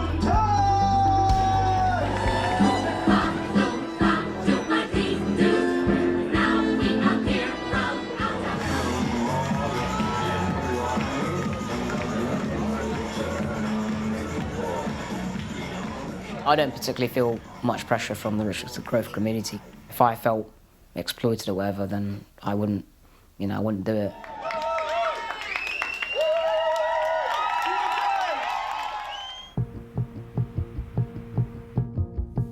This was an old one. This was an old one with me and when I was doing events. Darius also uses his height to make a living. That was like a shipwreck theme. In the past, he's been paid to be handcuffed to grooms at stag parties, but he currently works as a host for a high-end bar in central London. I would like to sit there and say there is more about me to my job, but there isn't. Yeah, this is me in Malta with this baby mask. This baby mask is terrifying. You literally just go for a meal, you go from pub to pub, do pub crawls, bar crawls, and what a normal stag do would be without a little guy handcuffed to the stag. Little people for years and years, for all throughout history, have been used as comical gimmicks. Even in movies and TV today, they're still getting used as that. And I don't see that as a problem as long as it's done in a tasteful sense. There's an industry for little people being hired for stag and hen do's, but bus driver Frank questions whether it's ever right to use your height for work. I'm not that person who believes in making money or getting a job for other people to laugh at you because you are disabled. I think this is absolutely wrong. When you are small and they call you a freak and people laughing because what you're doing, I don't believe in it. You could do what you want in your life, but this is their choices. But for me, I don't believe in it.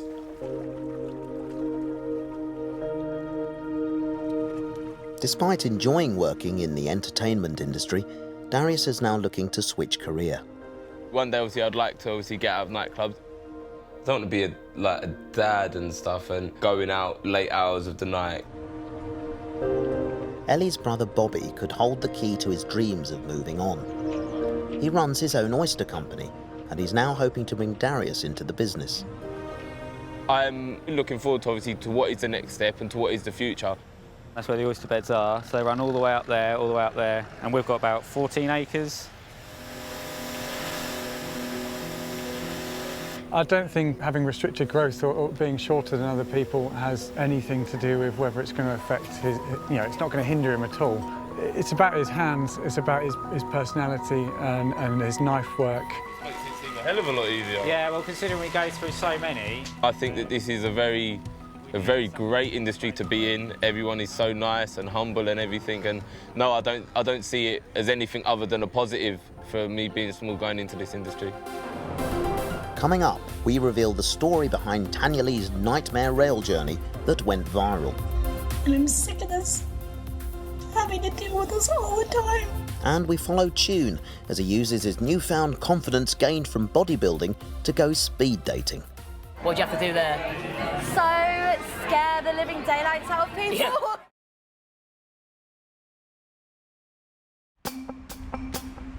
So you all know I'm a little person, but people think that maybe because I was a little person that I was a little baby. But I wasn't a little baby, was I? No, I was a big baby with a big gigantic head. Norwich. And before performing at her biggest gig of the year supporting Jason Manford, Tanya Lee Davis is playing to what could be her toughest audience yet. I look like Humpty Dumpty. Her presentation to children on how to deal with bullies is a stark reminder of when she was in school. It wasn't until I started kindergarten that I heard the word midget. And it was like, midget, midget, midget, you're the midget, oh my God. And I came home crying because I thought the kids were swearing at me. And I didn't understand what this midget thing was. So my parents just had to be like, well, that's not a good word, but don't worry, you're fine. But that's when, it was pointed out to me that I was different. Such experiences for people with dwarfism are not unusual, particularly when you're young.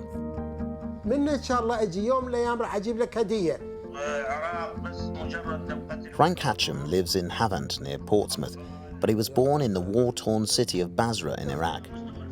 It proved a tough place to grow up, especially as a little person. The first day out of school was like a nightmare for me. So many kids, they were, trying to take the mick out of me. They tried to bully me. And not just Iraq, but Middle East, disabled people are not accepted. Some of them, they even, think these people shouldn't be live, they should be eliminated. Frank came to the UK 20 years ago, becoming a British national in 1996. He's since started a family of his own and has 2 daughters, Talia, who's 11, and 6-year-old Mariam. Talia, this is yours. What do you want to drink? When you have dwarfism, there's a 50-50 chance your children will inherit your genes. Once, when I was riding my bike to school, I saw you in the bus. Oh yes, that's right. Give me 5. Give me 5. In Frank's case, his eldest daughter is average height, while his youngest shares his condition. Good girl.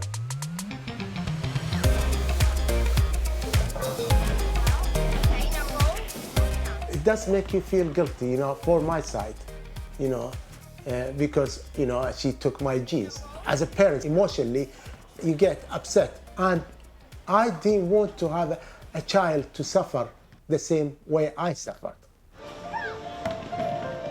We always look on the bright sides of life, as we say, we just keep going. And I'm so happy because I've got the most beautiful girls in my life, the most beautiful girls.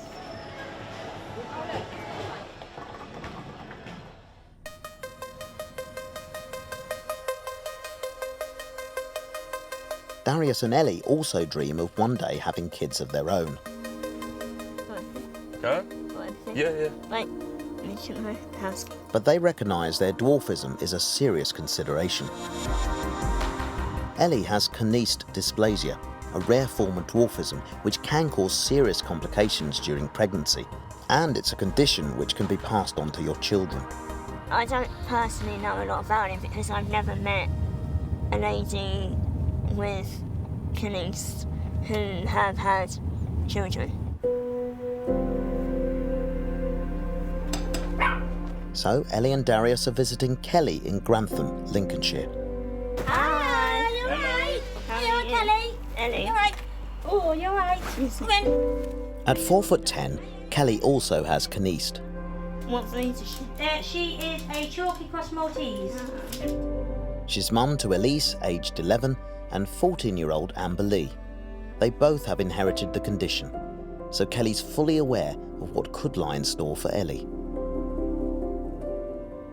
I don't think many people expected me ever to have children, and I did have some nasty comments when I was pregnant, especially with Amber Lee. I have had people say that I shouldn't have been allowed to have children. Amber Lee was £4.1. Wow. And Elise was £3.15. Cool. So That's really but obviously they were both premature. Are you concerned about how you'll manage with a baby? Yes, I am. Yeah. Because I'm worried that my back's going to give way a lot. Yeah. Not that it does generally, Yeah. but I reckon it might take its toll. Yeah. But I would say the pregnancy probably will on your spine. Mm. When I had Amber Lee, I couldn't walk without crutches, and everybody was like, "How is she going to manage?" You just do, like you said, you adapt. You find your own way of doing things. All the stuff I've been through, and I've still managed to bring my kids up. Yeah, has it changed your mind or? Not at all. Not at all. No. Did it make you feel better about it? Yeah. It is a difficult decision to make, obviously. Yeah. But if that's what you want to do, then do it. Don't let anybody tell you that you can't.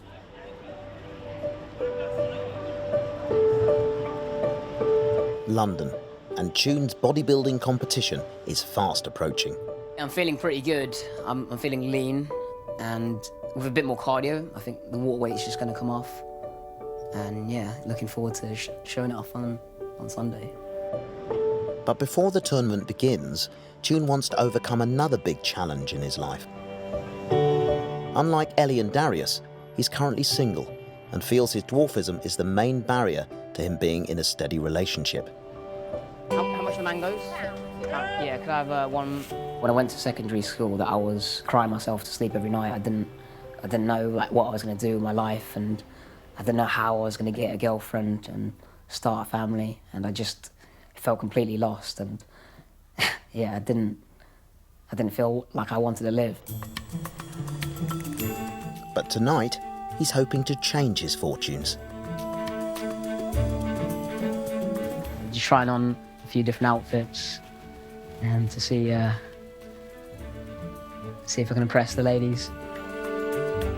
I'm trying to get something that, you know, makes me stand out even more.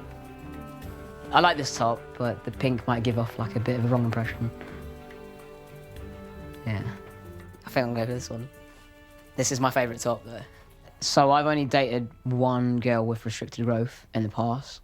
I think for little people, we don't like think about how short we are, and then when you're like with someone the same height, you're like, oh, I'm that short. Like it's like a reminder. Tune's attending a Date in a Dash event in the heart of Soho, where guests have speed dates with other singletons. Yeah, it feels pretty low to the ground, the seat, I'm not gonna lie. I'm gonna try and sit on one of these seats. It looks like a bit higher.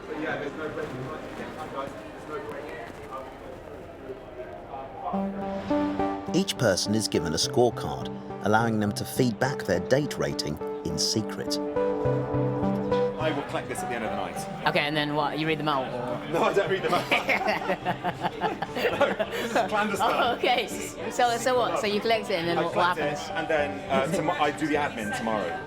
I was just writing down a few questions that I brainstormed on the way here. It's like, what's your biggest fear? What's your biggest passion in life? And what is your greatest life achievement? I don't feel 100% confident that I will find the woman of my dreams, and I tried to put my height and everything else to one side and just like express from inside like who I am. Really hoping it does happen. You gotta be like pretty, like kind of confident to speed dating, I think. You do, yeah. Like I guess I'm an actor anyway. Oh really? But at the moment I'm just working in Friday nights at Port Park. Oh okay, yeah. Which is cool. So I'm in. What do you have to do there? Huh? What do you have to do there? So scare the living daylights out of people. Yeah. With dating apps, I find it's not really like conducive of like expressing my personality, and I think they can see like I'm short on there anyway. So I think girls have like that preconception. You have to like swing, and you have to grab onto this net, and I missed it by like an inch, and I just went straight into the wall. Meeting people in person, that's where they really get to see who I am, and if we like click together. After 4 minutes, each person needs to secretly rate their date. Both speed daters tick yes, then it's a match. It was when like the parachute went up and I was like, oh, okay, everything's all right. I think I made a pretty good impression. I tried to express my personality and ask some different questions. And yeah, I hope they'll tick yes as well.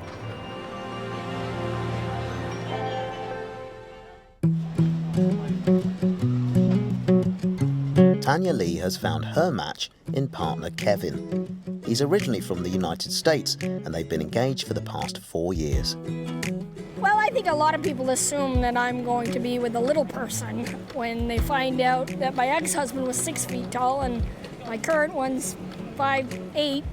You know, they kind of get a bit shocked, but to us it's normal. You can't, you know, when you fall in love with somebody, it shouldn't matter what shape, color, size they are, you know, and Kevin's one of the most loyal, loving men I've ever met. But last year, Tanya Lee and Kevin hit the headlines when on the way to a gig, they had a travel nightmare using Great Western Rail. I was on a train from Plymouth to London, and all of a sudden there was all this commotion, and this woman basically insisted that she needed to have her baby pram in the disabled spot. She was forced to move. of my wheelchair space because of the vehicle.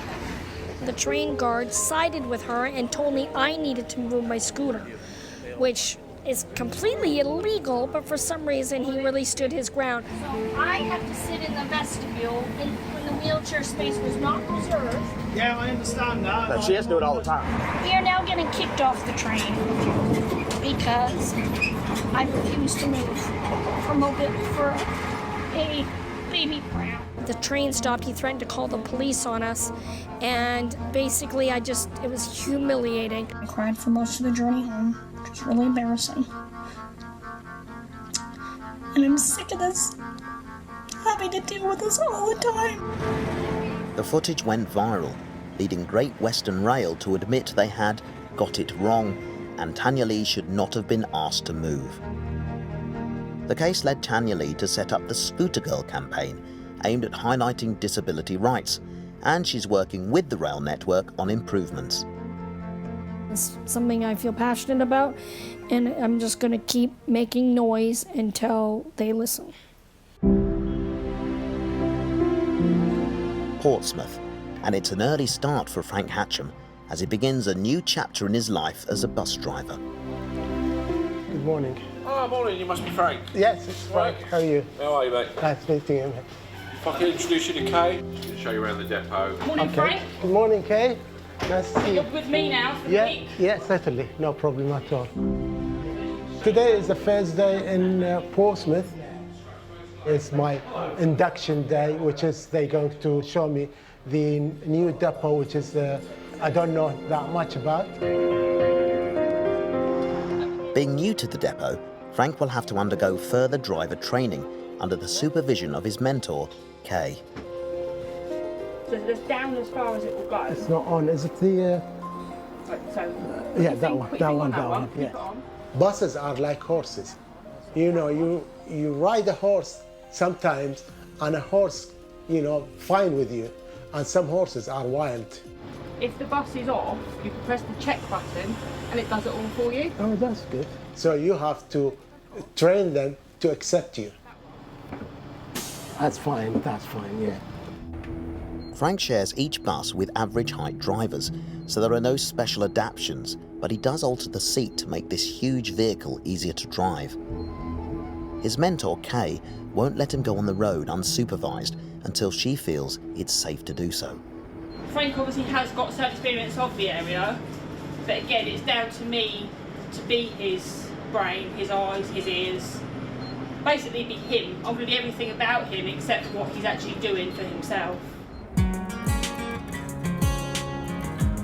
Apart from having to learn a complex new bus route, Frank also has to overcome his own physical issues. Driving a bus, it is, painful sometimes. Yeah, of course. Especially with my hands, my fingers are really, sore. Even though, all this pain, I still have to smile because people are paying for their, being traveling. So why should I be miserable?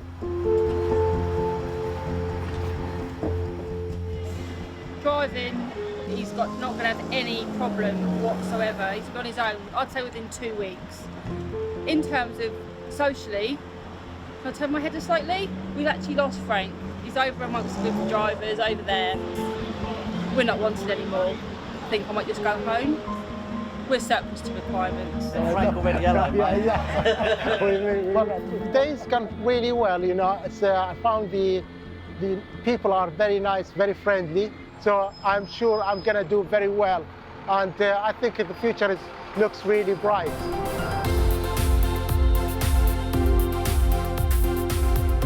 Coming up, we find out if Tune gets that second date, and we see him take on the bodybuilding world. And Tanya Lee hits the big time with comedian Jason Manford. Well, that was great. Yeah, it was fun, actually. Really great.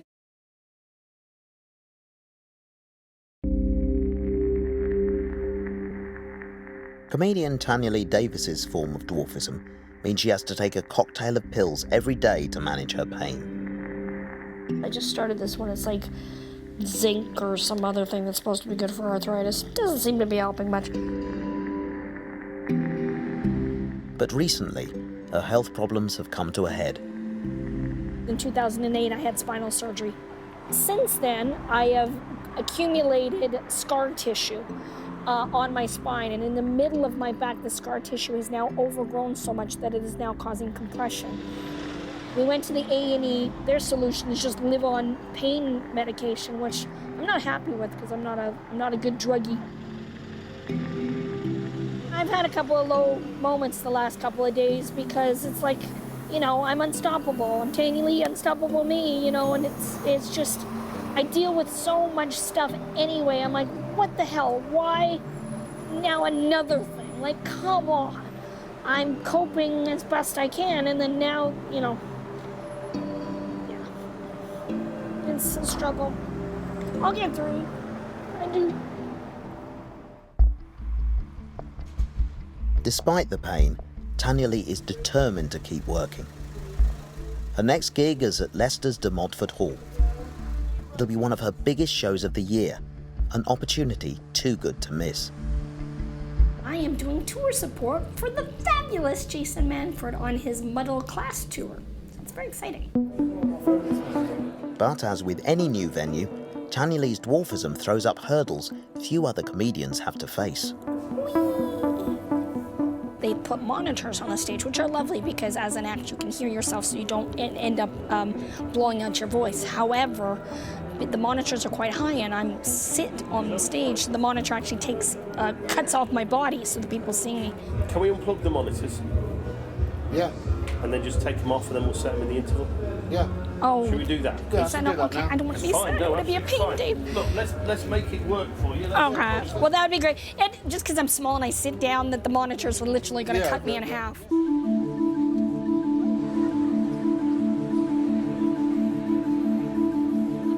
Ladies and gentlemen of Leicester! Welcome to the show. Please put your hands together for my sport tonight, Tanya Lee Davis! Hey! Oh, you weren't expecting this, were you? I heard people gasping. Oh, put your phones away. I'm not a Pokemon.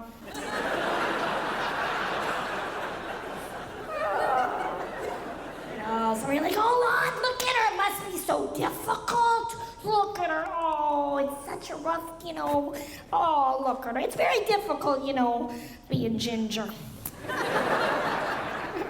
Getting older does not help when you're constantly on the move. I mean, I was just gone for 10 days and I was performing in a different city every single day. Oh yeah, I know some of you are not sure if you should laugh. You're like, oh God, we might go to hell. Oh, you will. Then I try to move to try to loosen up, and I'm on stage sitting there doing my act going, oh gosh, I'm telling you, this bra works too, because this tattoo used to be on my shoulder.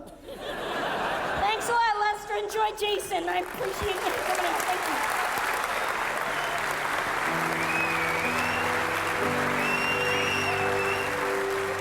That was great. Yeah, it was fun, actually. Really great. Enjoy it? Yeah. Yeah, they really were nice. fantastic. They really loved it. Yeah, good. Thank you for this opportunity. I'm going to be here as long as they'll let me be here, basically. I mean, I'm just going to keep doing what I do. Penis. And, you know, make a difference, hopefully, be positive, and, you know, make some changes. I broke out of the hospital just to be here. I wasn't going to miss this, dude. And make people laugh. I mean, at the end of the day, that's my job. That's what I do.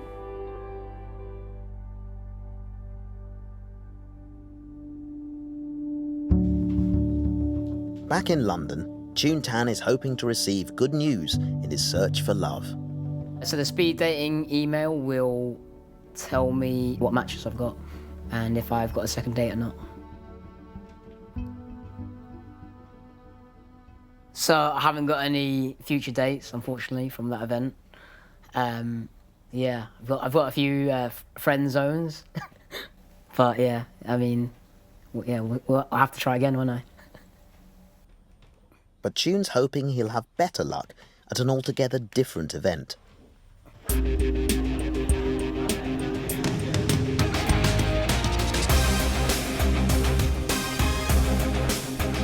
PCA Muscleworks Classic regularly hold bodybuilding tournaments across the country. Today I'm here for the bodybuilding competition. I'm feeling pretty shattered today, but yeah, I'm excited to get on stage and, you know, give it my best performance. Hi, registering for novice, Tune Tan. If he does well enough at one of the regional championships, Tune will win a place at the national finals. At the moment, my ambition is just to give it my best performance so that I'm happy inside with what I've brought to stage. But before Tune gets the chance to perform, he'll have to undergo the bodybuilding ritual of getting a spray tan. Right, I'm going to put a top coat on you. Yeah. I'll have to get you in next because you're novice, aren't you? Yeah, so we need to get you in. Sorry, girls, we've got to get him in. Yeah. Your tan appointment was at 8:15 this morning. Yeah, I'm really sorry. And these poor girls, look, you're lucky they don't beat you up. Right now we're getting the tan done. It's really important because it shows off the definition of my physique. You know, you need that like golden glow. Tune's a novice, a category for competitors who have never been placed in the top 3 at a Federation national final. So the scoring, they look for obviously the proportions of your muscle, but also stage presence as well. I'm going to try and make it sort of like fun and engaging for the crowd. So I'm going to come in, it's like the Greatest Showman, so it's like, ladies and gents, this is the moment you waited for. But the sheer physical advantage of Tune's competitors makes performing a daunting challenge. I think I'm the only restricted growth person here competing today. My stature or height impacts how I'm judged because I can't put on as much muscle mass. But at the end of the day, it's all on your performance and the package you bring to the table. So we'll see how it goes today. I felt really accepted into the bodybuilding communities. People haven't like made an issue of my height, and people have actually really wanted me to be there because of my height and because of my personality. Bodybuilding is a diverse sport, man. Like, no restrictions. You get me? Like, it just shows that there is no limit to what you can do. So it's good. It's good that he can actually come in and feel like he can do something as well without no limits. So it's good.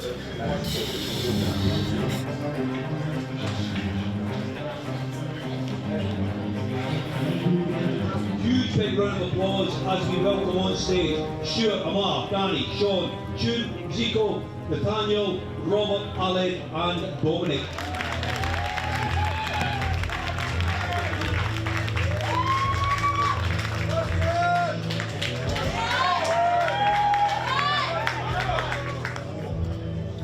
When I'm on stage, I'm focusing on keeping every muscle really tight, focusing on breathing as well. I'm like looking at the judges, looking at the crowd and looking happy to be on stage, which I am. Our next athlete at 24 years old from the gym group in Wood Green, athlete number 17, Tune Tan.